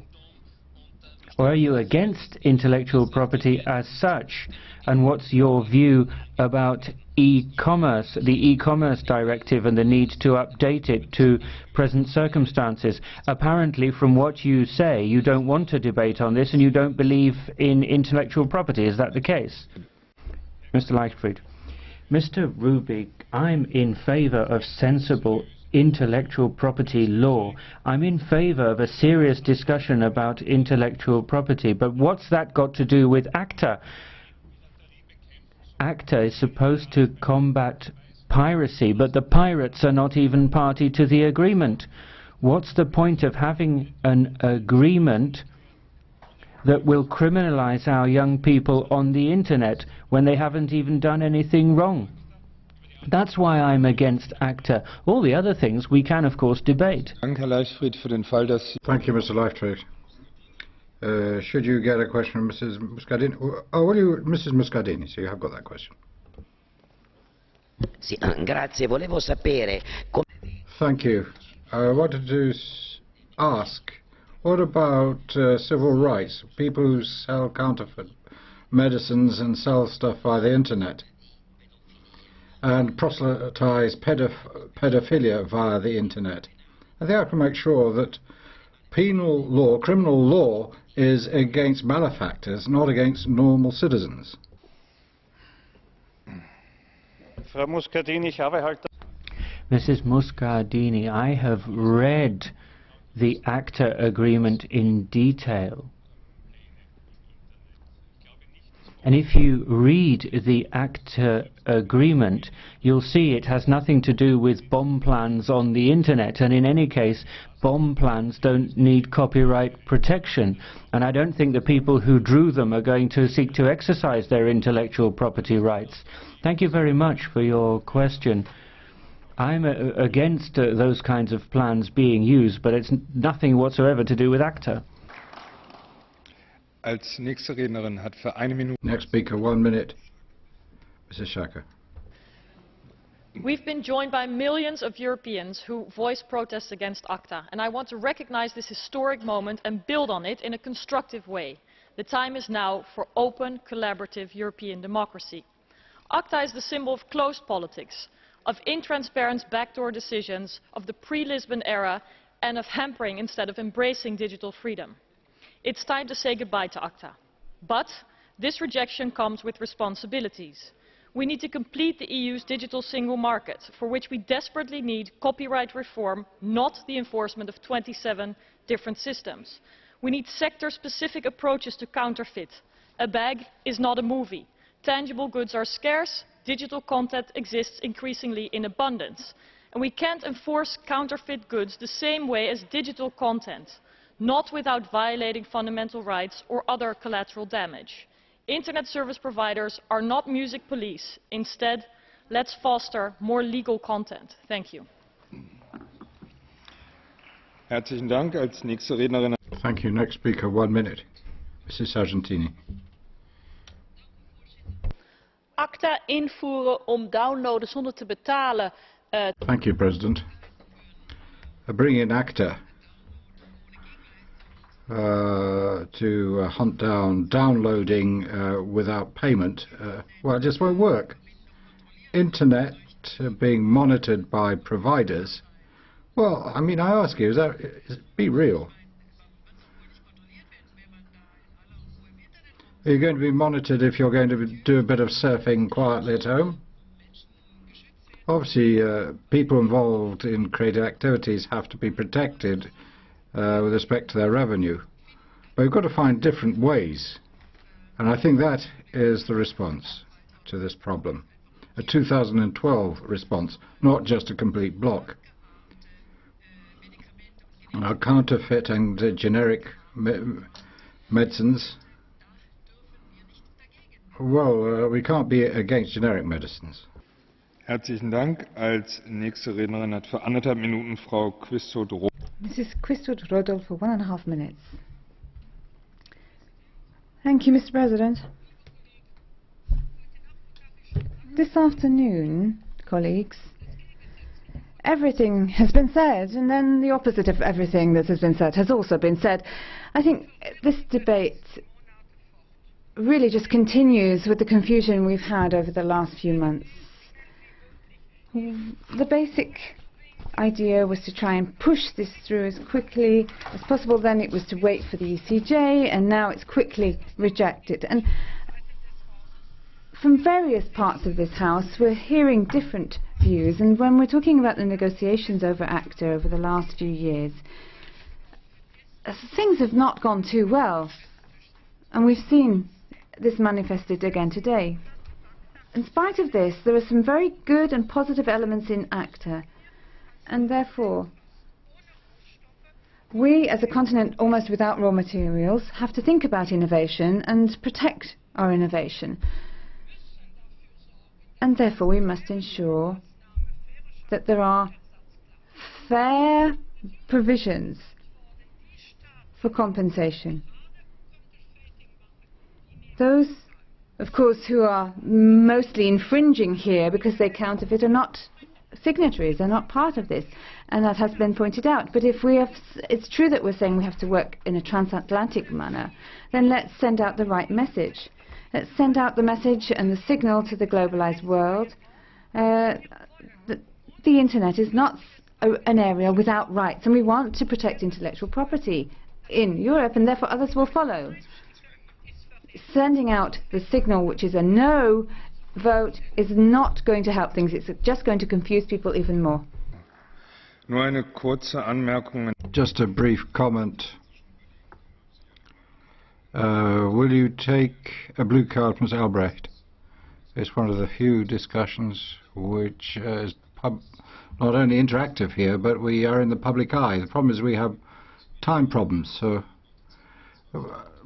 speakers must keep strictly to the time, and we can then allow blue cards. Otherwise you don't, and you don't get the blue cards. So let's try that. But first of all, Mr. Albrecht. Ja, liebe Frau Quistot-Rowohl, jetzt habe ich schon... Well, Mrs. Quistot-Rowohl, now you said that the internet isn't a rights-free area, but couldn't you say that what we need to do is have rules about intellectual property, and it could be said that the internet is not or cannot be an area without fundamental rights? And on the other side, there are common standards, international standards for protection that must be in place for the protection of these fundamental rights. Liebe Herr Kollege Albrecht, Mr. Albrecht, of course, I can only agree with this general comment that you have made. We're not talking about having an ideal system. We're talking about an initial step that has to be taken.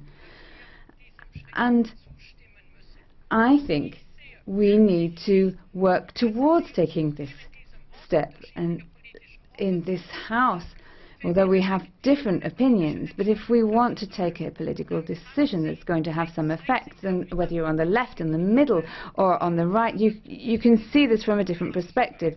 But I think we should be able to work on this together and be more tolerant. But I think we can talk about this just tête-à-tête. Next speaker, 1 minute. Mrs. Badia-Ekuchet. Señor Presidente, señor Comisario. President, Commission, the citizens are concerned, and they've shown this over the last few months and years, and I think they're justified in being concerned. I think it really brings up the problems, counterfeiting, falsification, stealing intellectual property. Those are the problems, but the solutions aren't adequate. It's a mistake to not distinguish between consumer and cultural goods. We're mixing too many things together, because and that brings together in a conflictual way the producers and the consumers, but they shouldn't be in conflict. We've got to get to solutions which respect authors' rights and the rights of citizens. And because this doesn't, my group will vote against it tomorrow. But I must congratulate the rapporteur, Mr. David Martin, for the excellent work he's done and a good debate. Thank you.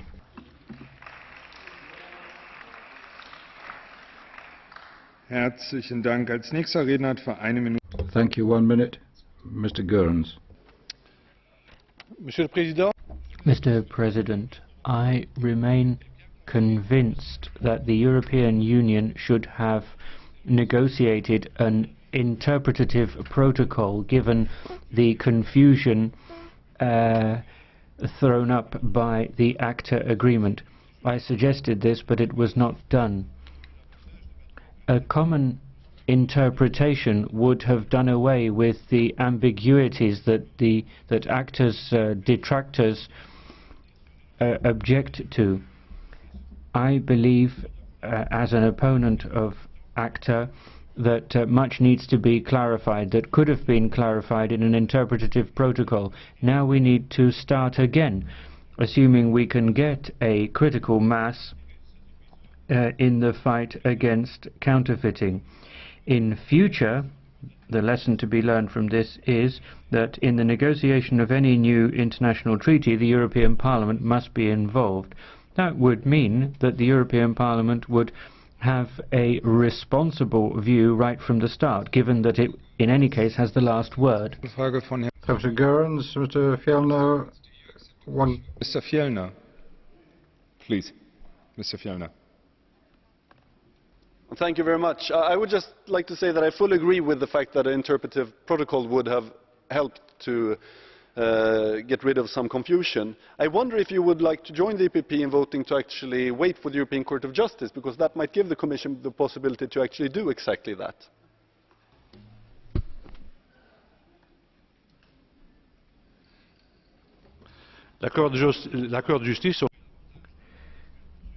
The European Court of Justice would be able to assess compatibility of the present agreement with European law, but there are other concerns too, and that's why, so as to do away with all ambiguity, I have suggested that the European Commission negotiate on an interpretative protocol with all other parties to the agreement, including the Americans, the Australians, South Koreans, and that would enable us to eliminate some of the uncertainty. Thank you. 1 minute. Mrs. Keller. Thank you. ACTA doesn't help us against dangerous, manipulated and counterfeit medicines. It's not with it. Doesn't deal with the substance, just the package. Is it acts on? It doesn't help us get access to generic medicines, and people who depend on their health and for their lives on that are going to be asked, do you want ACTA or don't you want it at all? And you know what the answer is. We've got to think about them. And if we think about them tomorrow morning, there's only one way to vote. We have to reject. Thank you. Herzlichen Dank. Thank you very much indeed. 1.5 minutes. Mr. Zalewski. Mr. President, colleagues, The European Parliament debate reflects that has swept across Europe and swept across Poland. Many people have participated in this debate, many people who regard the Internet as absolutely vital culturally and intellectually. People don't oppose ACTA because they oppose trademarks or intellectual property rights. What drives us, what motivates us is the lack of balance in the relationship between producer and consumer rights.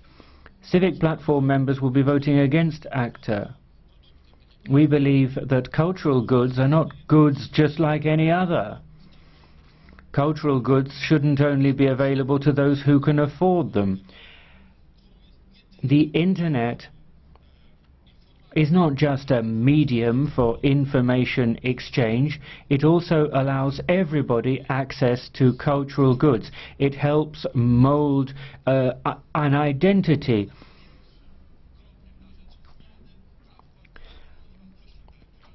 Intellectual property rights on the Internet should be changed in such a way that people who share files on a non-commercial basis are allowed to continue to do so.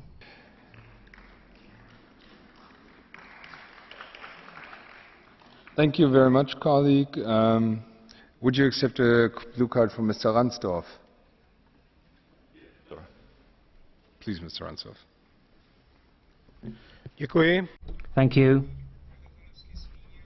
Mr. Zalewski mentioned the hundreds of thousands of young, qualified people who are protesting against this agreement. My explanation is this. What is your explanation? I believe that the problem is a clash between educated people and capital. For most people who protested against ACTA, they were protecting against the lack of balance between producer and creator rights on the one hand and consumer rights and user rights on the other. They're not fighting trademarks, they're not fighting intellectual property rights. What they want is for access to cultural goods on a private basis to be general, universal. Nobody should have to be afraid. Thank you. Herzlichen Dank, Herr Kollege. Thank you. The next speaker is Ms. Kammer-Evert. Thank you very much, President. We have to remove ACTA, throw it away, and I'm glad this is the direction this debate is going. It is an attack on basic human rights, restricts the right to self-determination over the Internet, and it is a threat to the rule of law and protection, legal protection. And at the end of the day, this might lead to a privatization of protection of rights. The whole protection of copyright is nothing to do, and it must not be allowed to lead to an undermining of human rights and fundamental rights. We have to find a compromise which will be which people can live with, those authors and so on, but in this case we're being forced by the Commission in the wrong direction, and therefore the only answer tomorrow to ACTA is no. Thank you very much. The next speaker for 1 minute is Ms. Wikström. Herr talman. Immaterialrätten måste... Thank you, President. In terms of material law, obviously you have to protect, but ACTA isn't the solution here, even if there's a lot of criticism with respect to things being wrongly conceived and the burden of the past. There's still problems with ACTA. And if we vote against tomorrow, it is not the end of the thing, but the beginning of new attempts to get to decent possibilities to protect intellectual property. But we've got to look at things again thoroughly, sector by sector. We've got to protect people's rights worldwide, but also look at their fundamental rights, not just the material rights here under law, their fundamental rights. So we've got to have sectoral agreements which are genuinely transparent for citizens and where the whole of society can feel itself represented. So the play is over a new period. Very much. As I said, we are in time limit. I've seen a couple of blue cards. We will have to wait a little bit for those, and especially if you engage in national discussions. Als nächster Redner hat für The next speaker for 1 minute is Mr. Jadot. Merci, Monsieur le Président. Thank you very much, Mr. President. Tomorrow this European Parliament should reject ACTA, and that's good news for democracy. It's good news for democracy because it is the end of an opaque negotiating process devoid of EP participation. I know it's not your fault, Commissioner, but it's good news for democracy because this European Parliament has chosen culture, agriculture, health and communication. It has chosen not to favour the big industrial groupings. I'm shocked that the EPP think that the public interest are the big multinational corporations and they couldn't care less about the ordinary citizen. It's good news for democracy because millions of citizens have taken to the streets, have protested. We've had a huge public debate, and I'm glad that opinion in this House has evolved in the interests of democracy. It's good news for democracy because finally in our European society we'll have a debate about the balance between, on the one hand, public freedom, knowledge sharing, and on the other hand, a fair remuneration of creativity and innovation. Thank you. Herzlichen Dank. Thank you very much. For 1.5 minutes now, the next speaker is Madame Saifi. Thank you, Mr. President. First of all, I would like to say that I think it is a pity that we can never discuss ACTA in the European Parliament serenely. Commissioner, you've negotiated this agreement, but you and your services have not been able to respond efficiently to the concerns and questions of citizens, which are on the increase.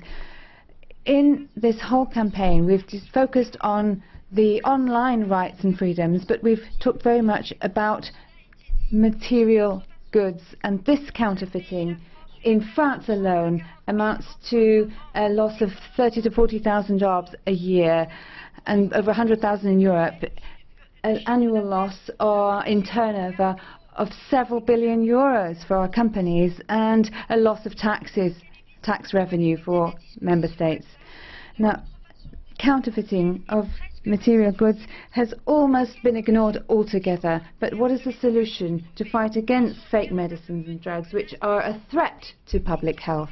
And what is the solution to allow our enterprises to be innovative and creative and competitive? Let us bear in mind all these figures when we discuss this afternoon, because we can't go on without clear, constructive and calm reflection on all of this. Herzlichen Dank. Thank you very much. The next speaker for 1 minute is Mr. De Angelis. Thank you, President. The committees have already said that they're against this particular agreement, but tomorrow it's up to the Parliament as a whole to confirm or not that in a vote and put the final coup to this file. ACTA wants to bring a new discipline for protecting intellectual property, but it's doing that without making necessary distinctions. It makes no distinction between commercial usage for commercial gain and the use privately by a consumer not for profit. So I think it's necessary to fight the counterfeit market, fight what is false, but without infringing the Fundamental Rights Charter of the European Union. So I think that commercial interests cannot cancel out civil liberties. And for that reason, ACTA is wrongly conceived. And for that reason, the vote tomorrow is a very significant vote. And so tomorrow we have to say no to ACTA to guarantee transparency and fostering citizens' rights. Thank you. Herzlichen Dank. Thank you very much. The next speaker for 1 minute is Mr. Schlüter. Herr ordförande, ett tvetydigt och otydligt. Thank you, Mr. President. An ambiguous agreement is a bad agreement. That's why we have to wait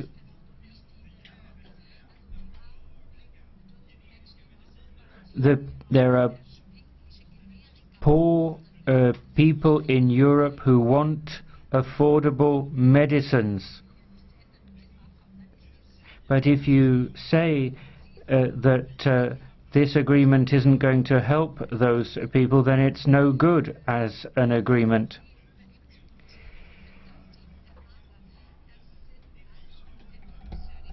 The fact is, we are trying to help millions of people who are against ACTA. We're trying to defend their views, their interests. That's why we're voting against tomorrow. It's about democracy. We have to vote no tomorrow. But the fight is not over. Like monsters in a zombie film, the bad aspects of ACTA will rear their ugly heads in other proposals for legislation. The next speaker for 1.5 minutes is Ms. Omerite. Ja, voorzitter, het staat voor mij.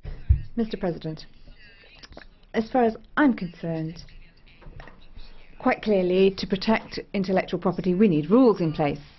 Citizens and companies will be harmed if we don't have this in place. And the rights, online rights that exist, have to be protected. If you're surfing on the internet, it's like going to the market. If you find something nice, then you have to pay for it. And we have to get used to the fact that in this type of case we're going to have to pay for the internet as well. Now, Mr. President, what I wanted to say was that ACTA, this is an instrument that we have on the table, is not a good instrument, and our group is against it. The ECR, well, Mr. Statton's not here anymore, but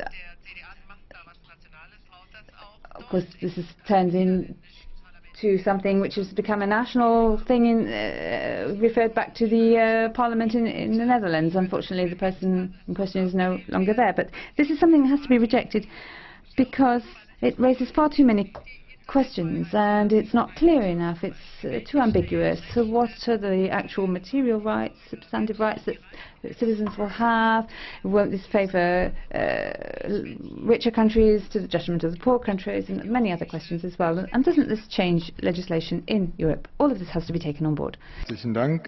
Thank you very much. The next speaker for 1 minute is Mr. Moreira. Thank you, President. Well, our group accepts divergency and difference when it's reasonable. But fighting counterfeit here is going to give rise to huge problems for our economy and companies. And we need international cooperation if we're going to do it effectively. What about stopping counterfeit Chinese goods at our frontiers? We've got to do that without an international agreement involving the United States, Australia and Canada. You can't effectively protect intellectual property without fighting piracy. It's just as serious if there's piracy on the internet as anywhere else. In Brussels and Strasbourg we have to actually recognise that.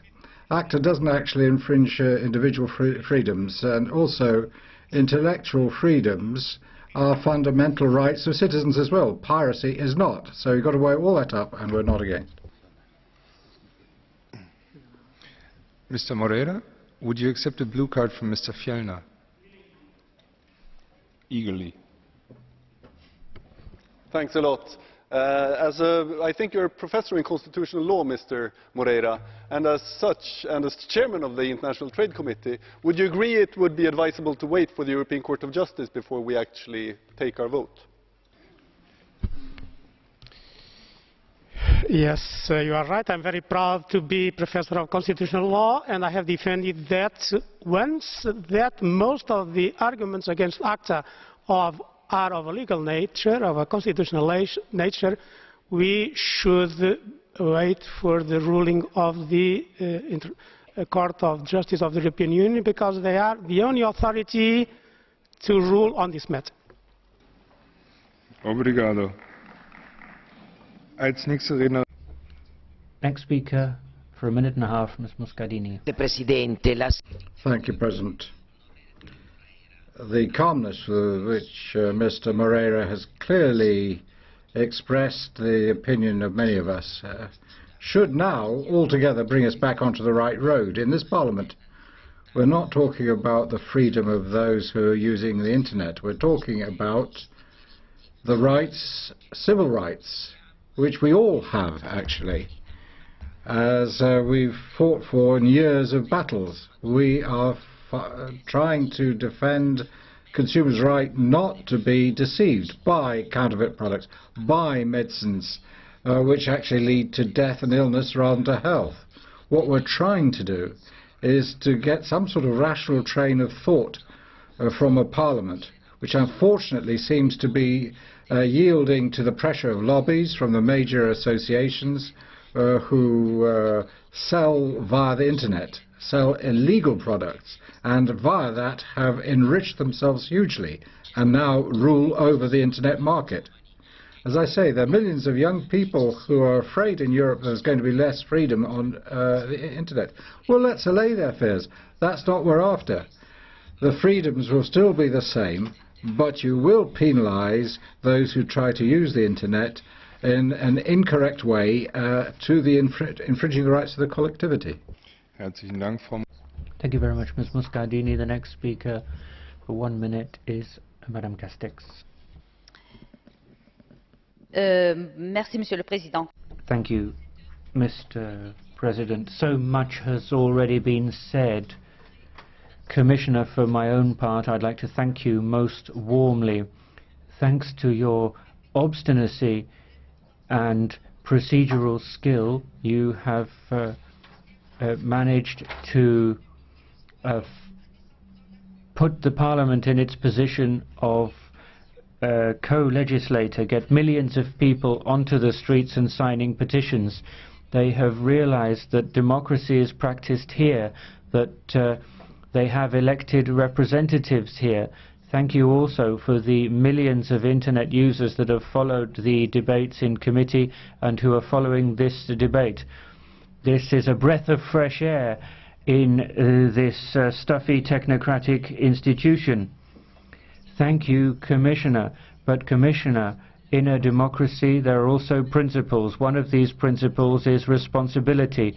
Tomorrow we'll shoulder our responsibility, and tomorrow I'd be grateful if you shouldered your responsibility as well, your failure and the failure of your manner of working. The next speaker for a minute and a half is Mr. Pederle. Thank you very much, Mr. Chairman. With regard to ACTA, numerous citizens turned to me, and I responded to them that I will study in detail all the outstanding issues, and then I will take my decision. Having heard all of this, I don't see sufficient reason to support ACTA, because it is not clear enough. However, I'm aware of the importance of the issue of piracy and counterfeiting. Efficient solutions need to be found. I see a problem in that ACTA does not affect the key sources of illegal action.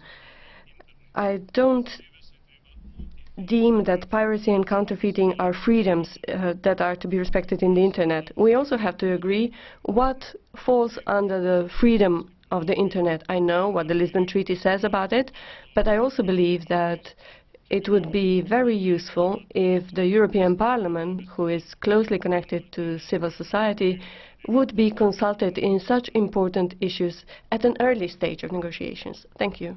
Thank Thank you very much. The next speaker for 1 minute is Mr. Siwiec. Thank you very much. I have been following this debate closely, but I'm not sure we're all talking about the same thing. It's straightforward. The story of ACTA is a story of arrogant, secret negotiations, requests for opening up these negotiations, and every time a closed door. It's also a story of rebellion. Internet users took to the streets, and this is something that the people behind closed doors weren't expecting. And then it became a story of fear of the street. Then people started running away from ACTA. Whole governments turned their backs on ACTA. Governments realized, governments claimed that they hadn't previously known what ACTA was about. They thought it was about trainers.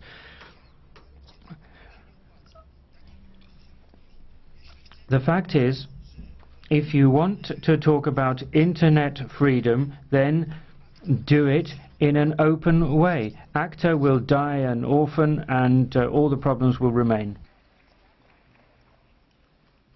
Herzlichen Dank, Herr Kollege. Thank you. For 1.5 minutes now, Ms. Mazzoni. Grazie, Presidente. Thank you, President. After this long, lively discussion, there's just one thing which is sure. It's not really certain, but it's getting there. There are shady areas, political, legal and technical. My idea at the end of this is not change with respect to tomorrow, but in fact my reasons for voting against will be reinforced. I want a deferral, and the deferral should not depend on some sort of strings attached by this Parliament with respect to the Court of Justice. And that puts politics, in this sort of situation, politics behind the legal authorities. And I think really we've got to shoulder our own political responsibilities, and that should be prime. We cannot consent to anything other. And so we've got to give a position tomorrow. People talked about dangers in the internet, problems for people's rights, protection of personal data, more general right to freedom of communication via the web. But I think this Parliament tomorrow has got to accept the request made by more than 2.5 million citizens, actually addressing themselves to this Parliament via petitions. Say no, and then there'll be time to change, to bring in instruments which genuinely fight against counterfeiting. There's nothing ineluctable here, as the Commissioner said, if there's a clear political will. Thank you very much. The next speaker for 1 minute is Mr. Susta. Thank you, President.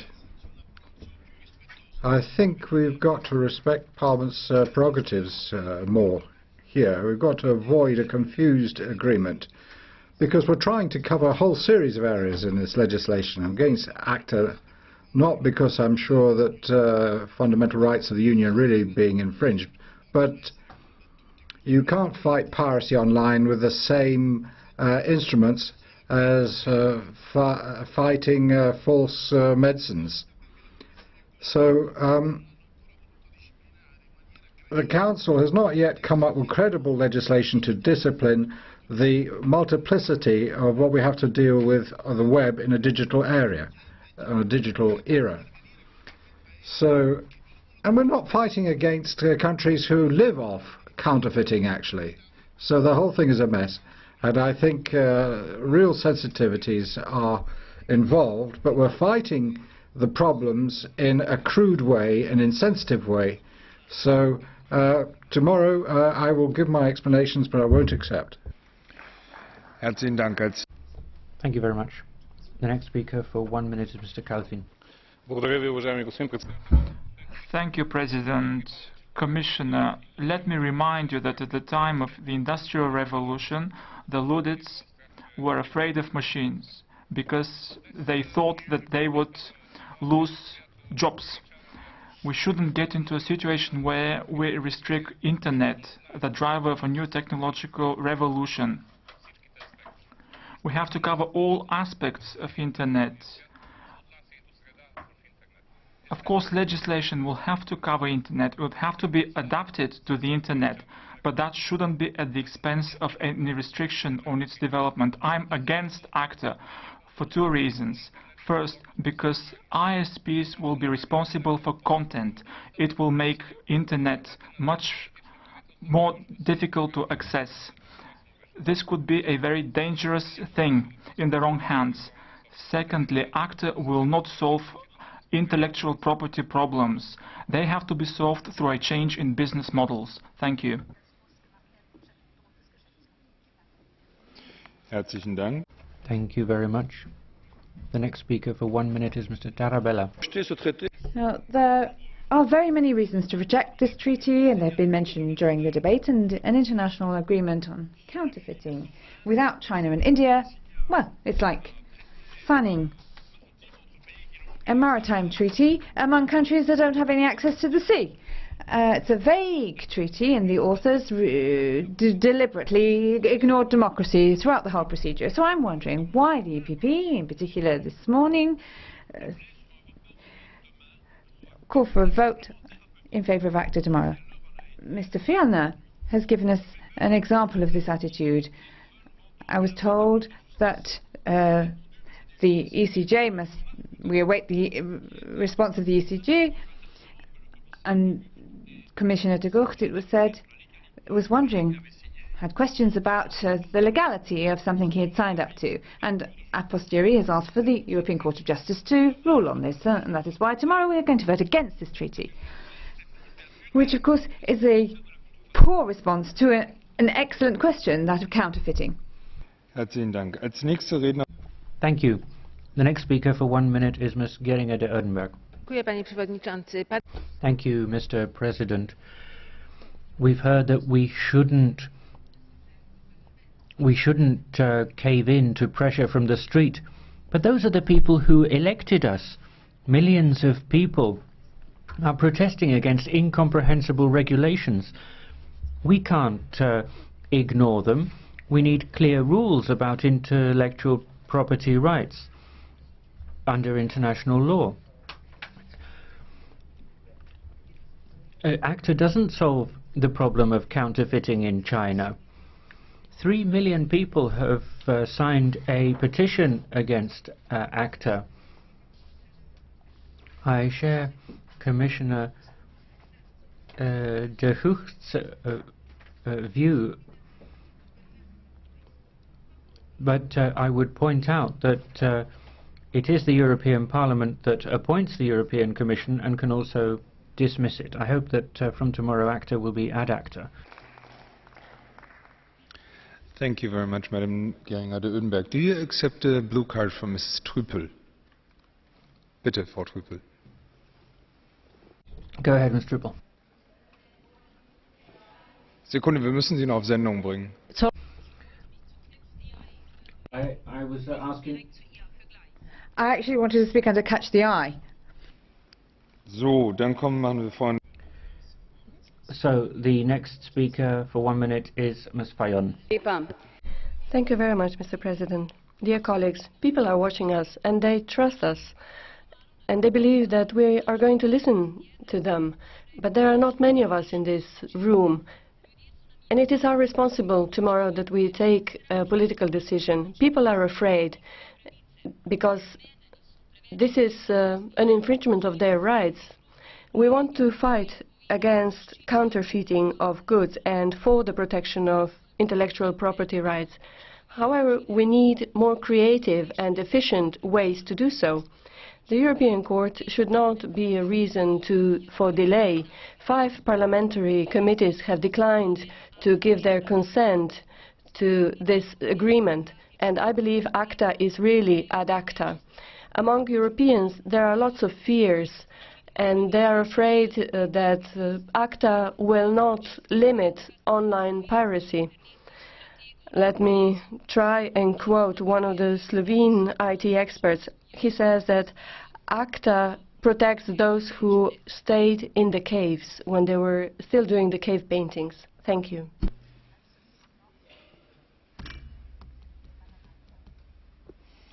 So, herzlichen Dank. Thank you very much. Our next speaker for 1 minute is Mr. Cortés Lastra. No a ACTA. Esto es lo que... Mr. President, no to ACTA. That is what the majority of the Development Committee has already voted. We were interested in knowing how many countries took part in the negotiations, and why is it that so many developing countries are left out of the agreement? Why is it that the main counterfeiting countries are not included in this agreement?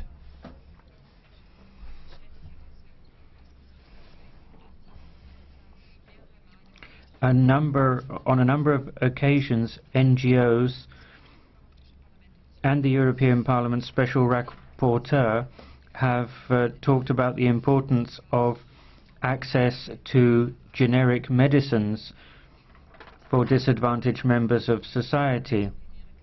ACTA would restrict access to generic medicines.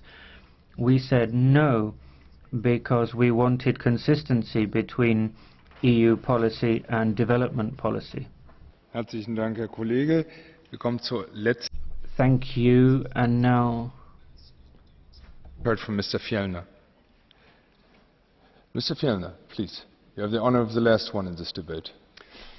The main reason the most copywriting nations didn't want to take part in ACTA negotiations is because they want to keep on infringing copyrights. But if you think that's an important argument against it, do you think that the fact that USA and China are not a part of the Kyoto Protocol is a good argument to vote against the Kyoto Protocol as well? No.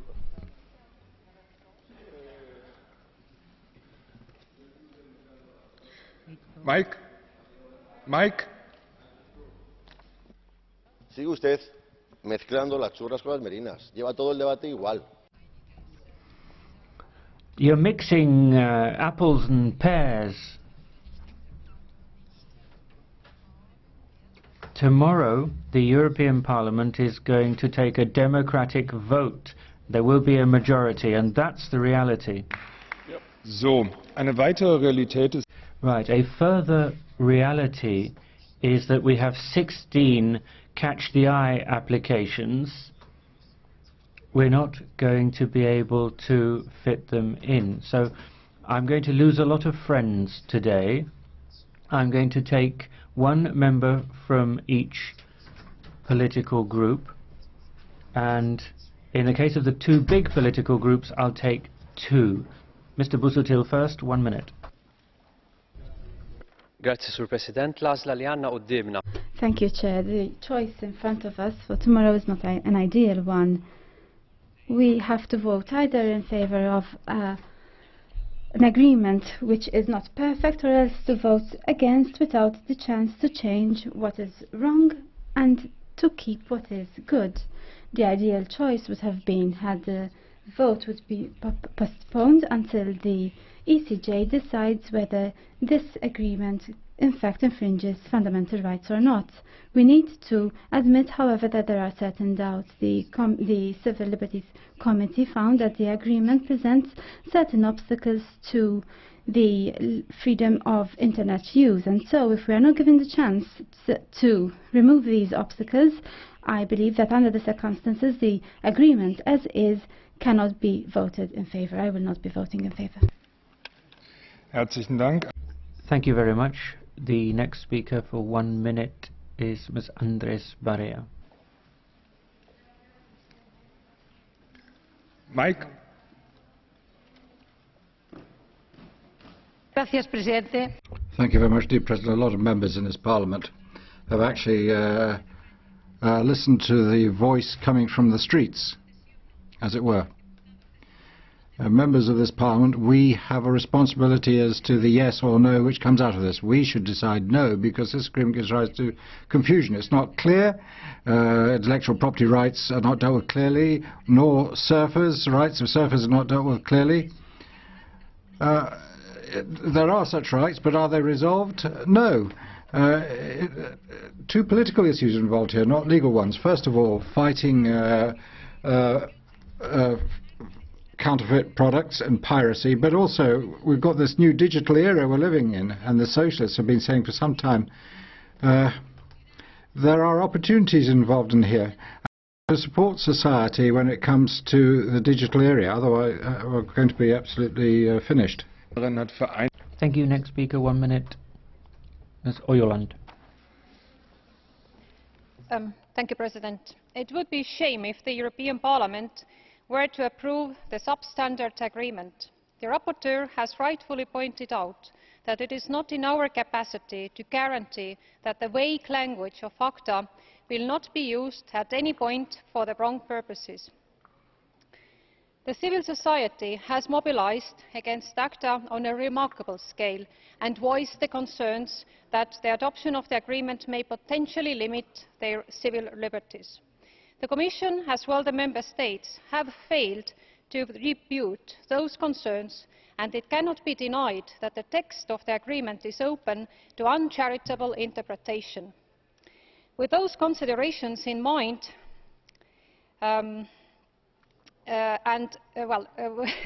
with those considerations in mind, it would be absolutely irresponsible to give a green light to ACTA as it stands. The European Parliament should not adopt an agreement that might undermine the rights and freedoms of our citizens. Herzlichen Dank. Thank you. The next speaker for 1 minute is Ms. Truppel. Auch für mich ist der vorliegende ACTA. As far as I'm concerned, we cannot vote in favour of the ACTA text, but at the same time I would like to say that the debate on the future of digital intellectual property protection is not over. There's a problem with piracy, and file sharing is of course very advantageous to the users, but not to the authors. And the model that we've had so far, iTunes, Spotify and so on, are based on copyright and are not an argument against this. And to respond to the argument that public libraries are expensive and we need access to culture and knowledge, that is correct, but public libraries are tax funded, and new models are going to have to be found for simple access to knowledge and culture in the digital world, but we have to find fair solutions for authors if we don't want to destroy all protection of copyright. Thank you. The next speaker for 1 minute is Ms. Ernst. Ja, vielen Dank. Es zeigt sich, es handelt sich nicht. Thank you. It's not the sort of individual points we've got to discuss, but the basic principle. What do we think about democracy and rights for freedom? With ACTA we can see that it's a symbol for intransparency, infringing democracy, infringing basic rights, because basically we're trying to bring up barriers, secrecy and stop free usage of the internet, make it impossible. And also freedom to use generic medicines to the extent we have so far. And those are the basic reasons. And that's why millions of people went into the streets to complain. And really, it actually had gone a long way. And basically, that's the vote. It's been voted upon in the Petitions Committee and on the street already in many countries. That's the vote, not just within the EU, but also outside the EU. And we can't ignore the vote out there. It's a vote for direct democracy of citizens who actually elected us. And I can say, well, put ACTA away in the bin. Thank you. Mr. Pashka now for 1 minute. Thank you very much. Commissioner, I think that we all fully realize that calling into question an international agreement is only possible if the shortcomings are such that it shouldn't be enforced. The European Parliament has behaved responsibly and sought to coordinate with the Commission in the preparatory stage. The Commission, however, saw fit to ignore Parliament's advice. And now it is calling upon us to vote in favour of a text which the European public has risen up against. This is inappropriate on your part, Commissioner. Commissioner, you failed to act responsibly. You went ahead with ratification without communication with the public. You think, Commissioner, that you've done your job well, but you need to respect onto you the view of citizens for the work which you've done so well. Thank you. Herzlichen Dank. Als nächster Redner. Thank you. The next speaker for 1 minute is Mr. Bronze. Much more to do with the possible criminalisation of innocent third parties, such as ISPs, and disproportionate actions against small businesses and even private individuals than it does with the protection of legitimate copyright interests. If ACTA were interpreted to impose responsibility on service providers, they would introduce filters and monitors that would analyse data streams for offending content. We would then have the potential machinery in place to do what China does to its internet access in that country, monitor and filter out unsuitable political content. The losses claimed to have been incurred by the entertainment industry are exaggerated enormously. It cannot be presumed that every person who illicitly gains access to copyright material would otherwise have paid for it. The obligation of ISPs to hand over personal data about alleged infringers of copyright would open the door to large corporations, forcing people to pay unjustified demands for money to avoid crippling legal expenses. Thank you. Herzlich.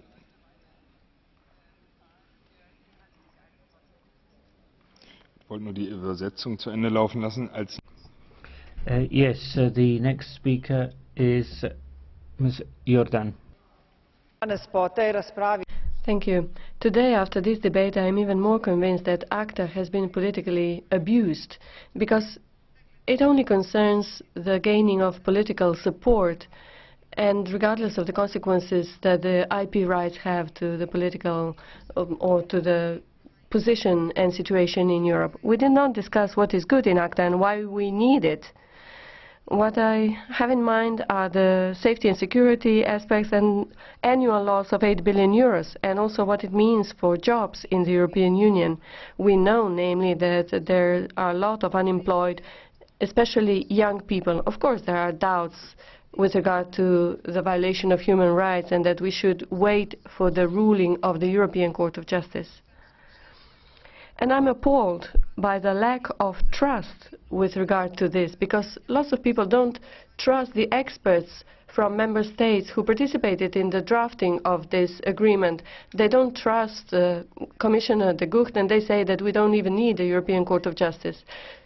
Tomorrow we are going to give our decision by feelings and not on the basis of expert opinion. Thank you. Herzlichen Dank. Thank you very much. The next speaker for 1 minute is Ms. Tickel. I support the fight against counterfeit goods, but this shouldn't be at the risk of trampling EU citizens' fundamental rights. I therefore cannot support ACTA in its current form. I'm particularly concerned about Article 27, paragraph 4, which allows signatory parties' competent authorities to require internet service providers to divulge information which will allow the identification of a subscriber in cases where a breach is suspected. I stress suspected.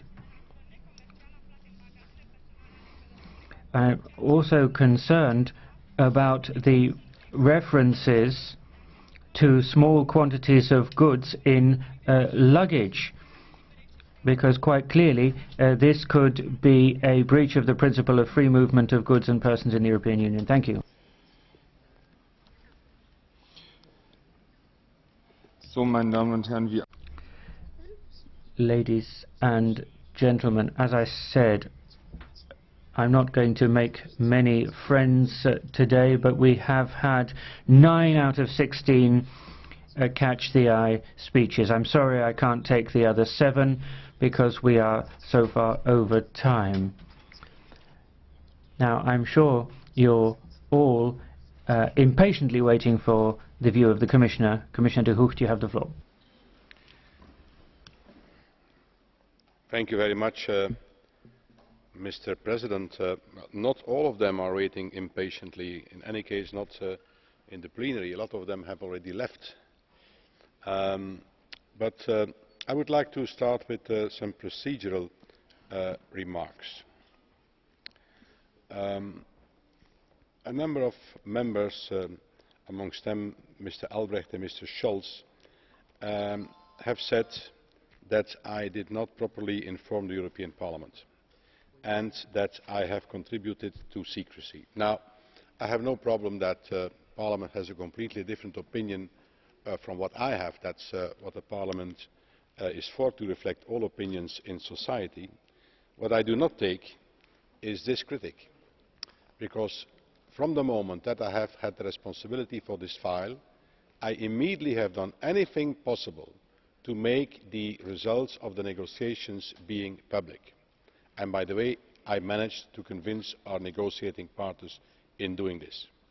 So that you do not agree with me, that you claim that I should have followed another procedure, all right, no problem, I will respond to that, but that I have tried to uphold secrecy in this is simply not a serious critique.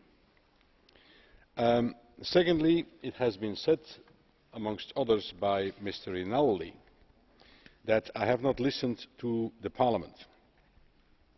Now, there, Nicolo, I have to tell you that the last time that the European Parliament pronounced itself on ACTA was in November 2010, and then a majority, though it was slight, voted for a resolution that supported ACTA.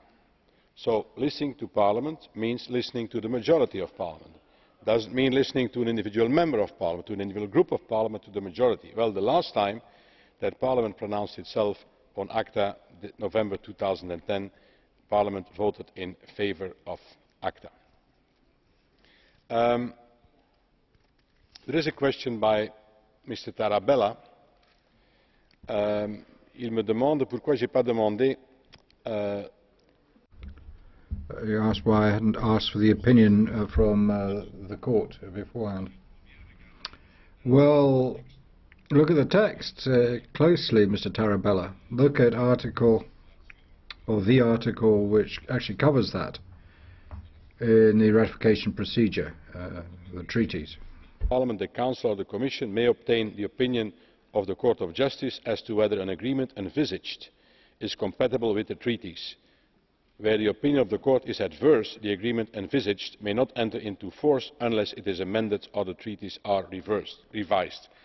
Donc, ça dit très clairement qu'on... That's a clear statement that you can ask for an opinion from the Court of Justice, or once a text in the treaties is, well, the text says once they have a result of the negotiations.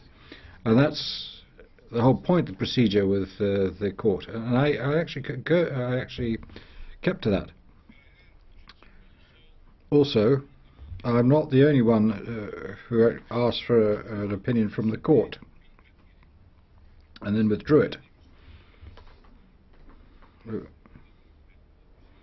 So I have to take time to reply to all these things. I'll read a letter to you, which goes as follows. Not inflating trade agreement ACTA would have legal implications in several fields of legislative competence of the European Parliament, including new ones such as criminal law.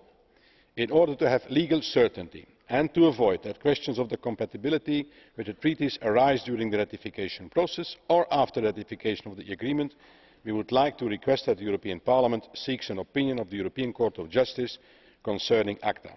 Thus, on the basis of Article 97 of the European Parliament's Rules of Procedure, we request that the plenary vote be held on the following text. Pursuant to Article 218/11 of the Lisbon Treaty, the European Parliament submits the following request for an opinion of the Court. Is the envisaged anti-counterfeiting trade agreement ACTA compatible with the Treaty of European Union and Treaty on the Functioning of the European Union? Signed, for the Greens, Rebecca Harms and Jan-Philipp Albrecht. I must say that there is a little bit slight difference with what I heard this afternoon from Mr. Albrecht. So he has in the meantime changed his opinion, not myself, I would say. I am also told that I want to use the European Court of Justice for in fact postponing the whole discussion on this. I think this is an utterly how would I say light argument, because in any case we are going to have this discussion on all the topics that are discussed in ACTA, and I think it would be very useful that we have the opinion of the European Court of Justice on this. I come back to that later. Let me now try to answer the substantive questions that have been put to me. Mr. Lange, you claim that we don't have the substantive law ready, which is true. And that's also the main reason why I think we should go to the European Court of Justice, so that they help us in formatting this whole discussion. And what I fear is that if you now vote it down, which obviously is on your minds, that first we won't have that substantive discussion anymore. We won't have that substantive discussion anymore during this mandate, which would, I think, be a complete mistake not having that discussion. By sending the whole file to the European Court of Justice, we create time for ourselves, kind of a time out, so that we can discuss about the substantive items that indeed have to be tackled sooner or later. J'ai aussi une question de Madame de Sarnez. Now, I had a question also from Mrs. de Sarnez and several other people as well, regarding why India, China and Brazil are not taking part in negotiations for this agreement. Well, it's because they don't want it. They don't agree. The emerging countries are not in favour of protecting intellectual property. They have huge reticences, and the question as to why we weren't involved, it's not true, in fact, because the ACTA agreement is about enforcing our legislation, not only at our own borders, but at the borders of the other countries involved in the agreement, so that counterfeit goods, for example, coming from China, they have to be stopped not only at our borders, but at the borders of other important markets as well, in order to avoid a prolongation and continuation of counterfeiting. So that is an incorrect statement, and if China, by the way, doesn't agree on this, colleagues,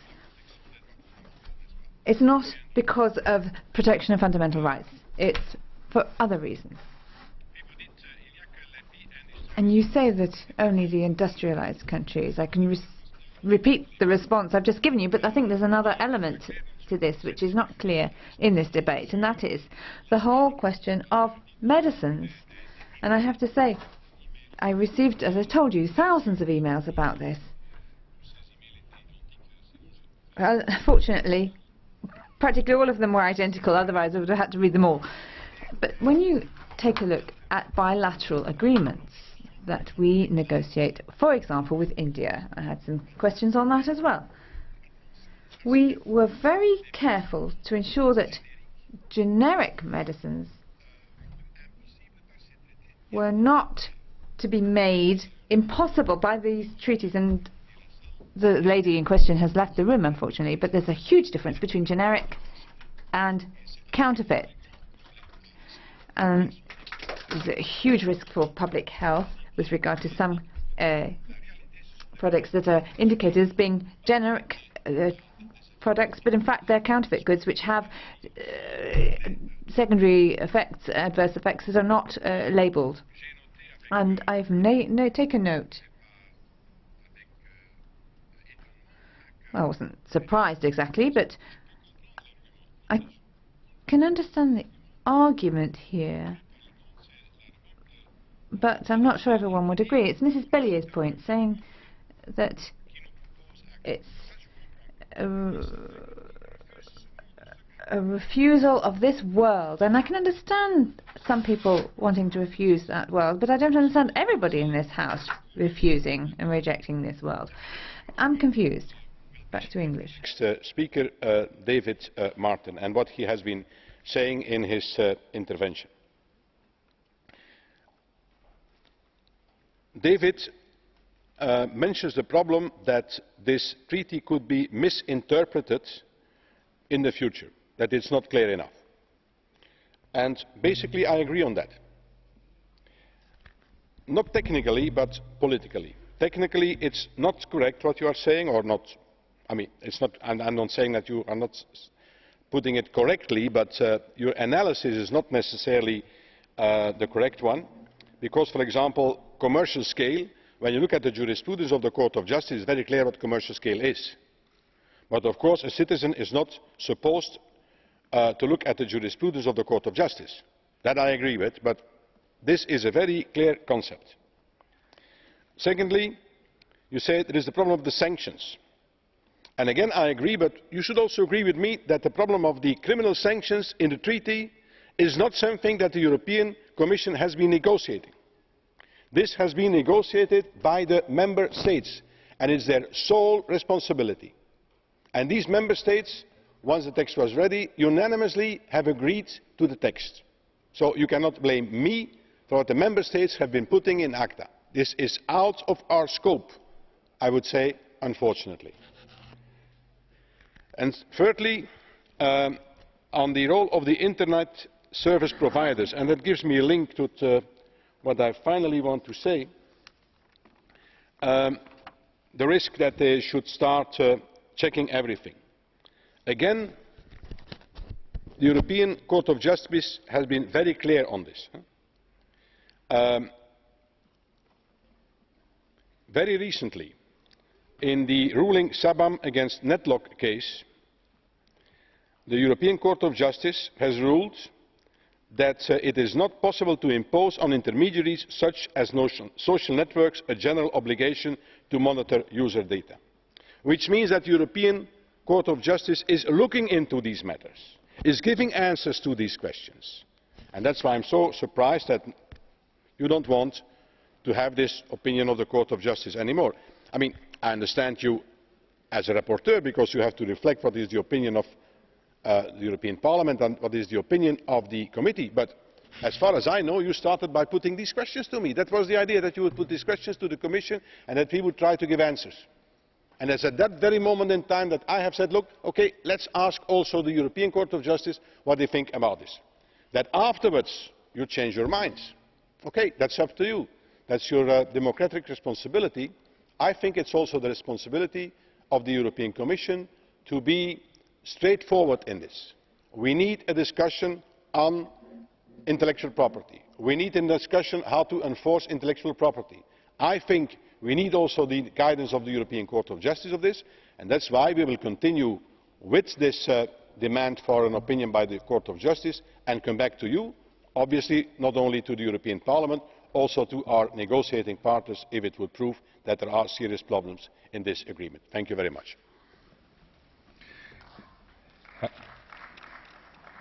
Herzlichen Dank, Herr Kommissar. Thank you very much, Commissioner. To close the debate, we will give the floor for 2 minutes to the rapporteur, Mr. Martin. Thank you very much, President.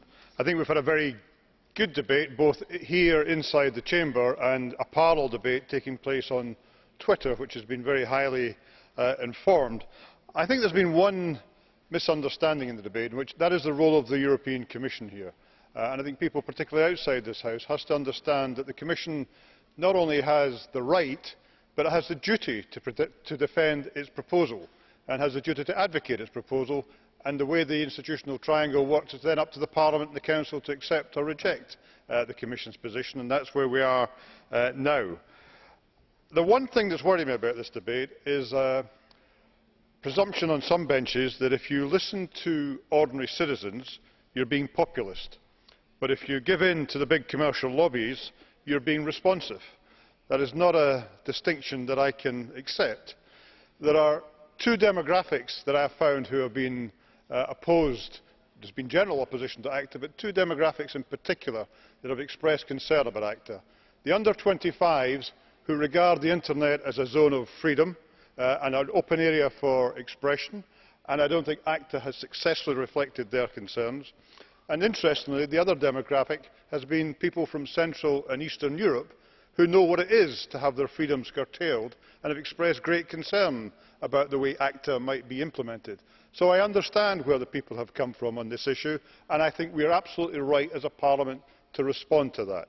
I also take from this debate, though, both on the internet and in this room, that there is no one who really opposes the idea that rights holders should get a decent reward for their efforts. What they object to is perhaps overreaching the proper definition of reward and curtailing freedom in providing that reward. And what we have to strive for, both as a Commission and as a Parliament now, is the balance between ensuring that right holders do get a return for their investment, for their effort, with maintaining internet freedom. And that's a challenge we all face in the weeks and months ahead. Thank you, President.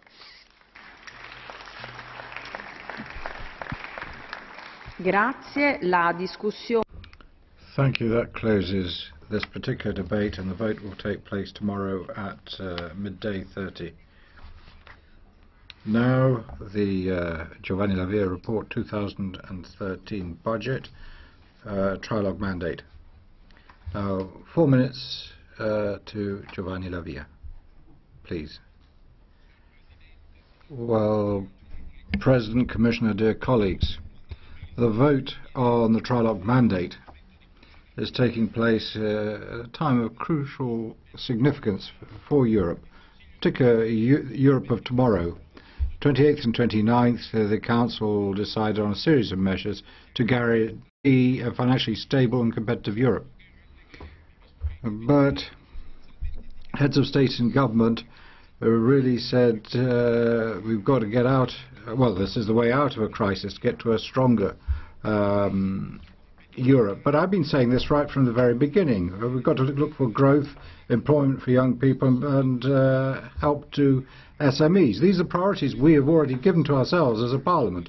We're aware of the immediate needs for growth and recovery in our economy. We've got to have competitive growth in the European economic system, with measures which will allow us strongly to support getting young people to work. We've got to have enough payments to cover what's required for European economy, particularly under 1A and 1B. This is one of the central topics for negotiation, perhaps the most thorny one, given the difficulties which we've seen so far raised by some member states. But one point is worth remembering. If you look at the conclusions, there's a point in there which we would like to have in the report to be voted tomorrow by an oral amendment, where the Council actually states that the European Union will continue to do everything necessary to bring Europe onto the path of smart growth which is sustainable and inclusive. It's quite obvious there's a statement of political will there, and it cannot but be followed up by a real commitment from all member states so that they do everything necessary to focus in on the goals which we have been mentioned, so that citizens once again have faith in Europe and we give a new fillip to growth. The payment appropriations proposed by the Commission in its draft are based on estimates made by member states themselves and reviewed down by the Commission, which member states obviously are going to have to keep to, given what they've said. Now, in the General Council interinstitutional meeting on payments, which we had on the 30th of May, well, given that, I have to say, for the proper procedure for this year and getting to a result which meets the needs of European citizens, we need to have constant monitoring of expenditure so that we can report where the needs are and where there are going to be future requirements.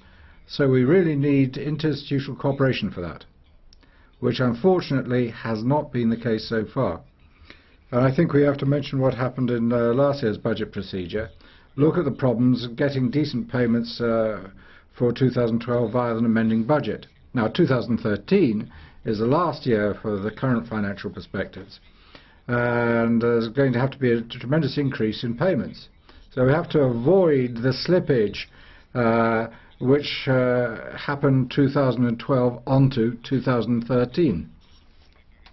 But it's not just payments we've got to focus in on. We've got to have a sufficient number of commitments, because at the moment, in a crisis, and the Council itself has said this, we need more Europe, not less Europe.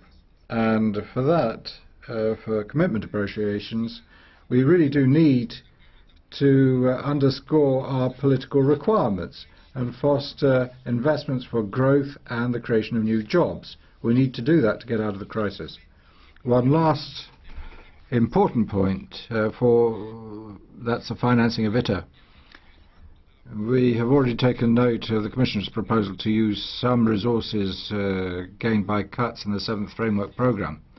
But again, here, Parliament intends in any case, as agreed in the joint declaration, we intend to use fully all means available within the financial regulation and the interinstitutional agreement.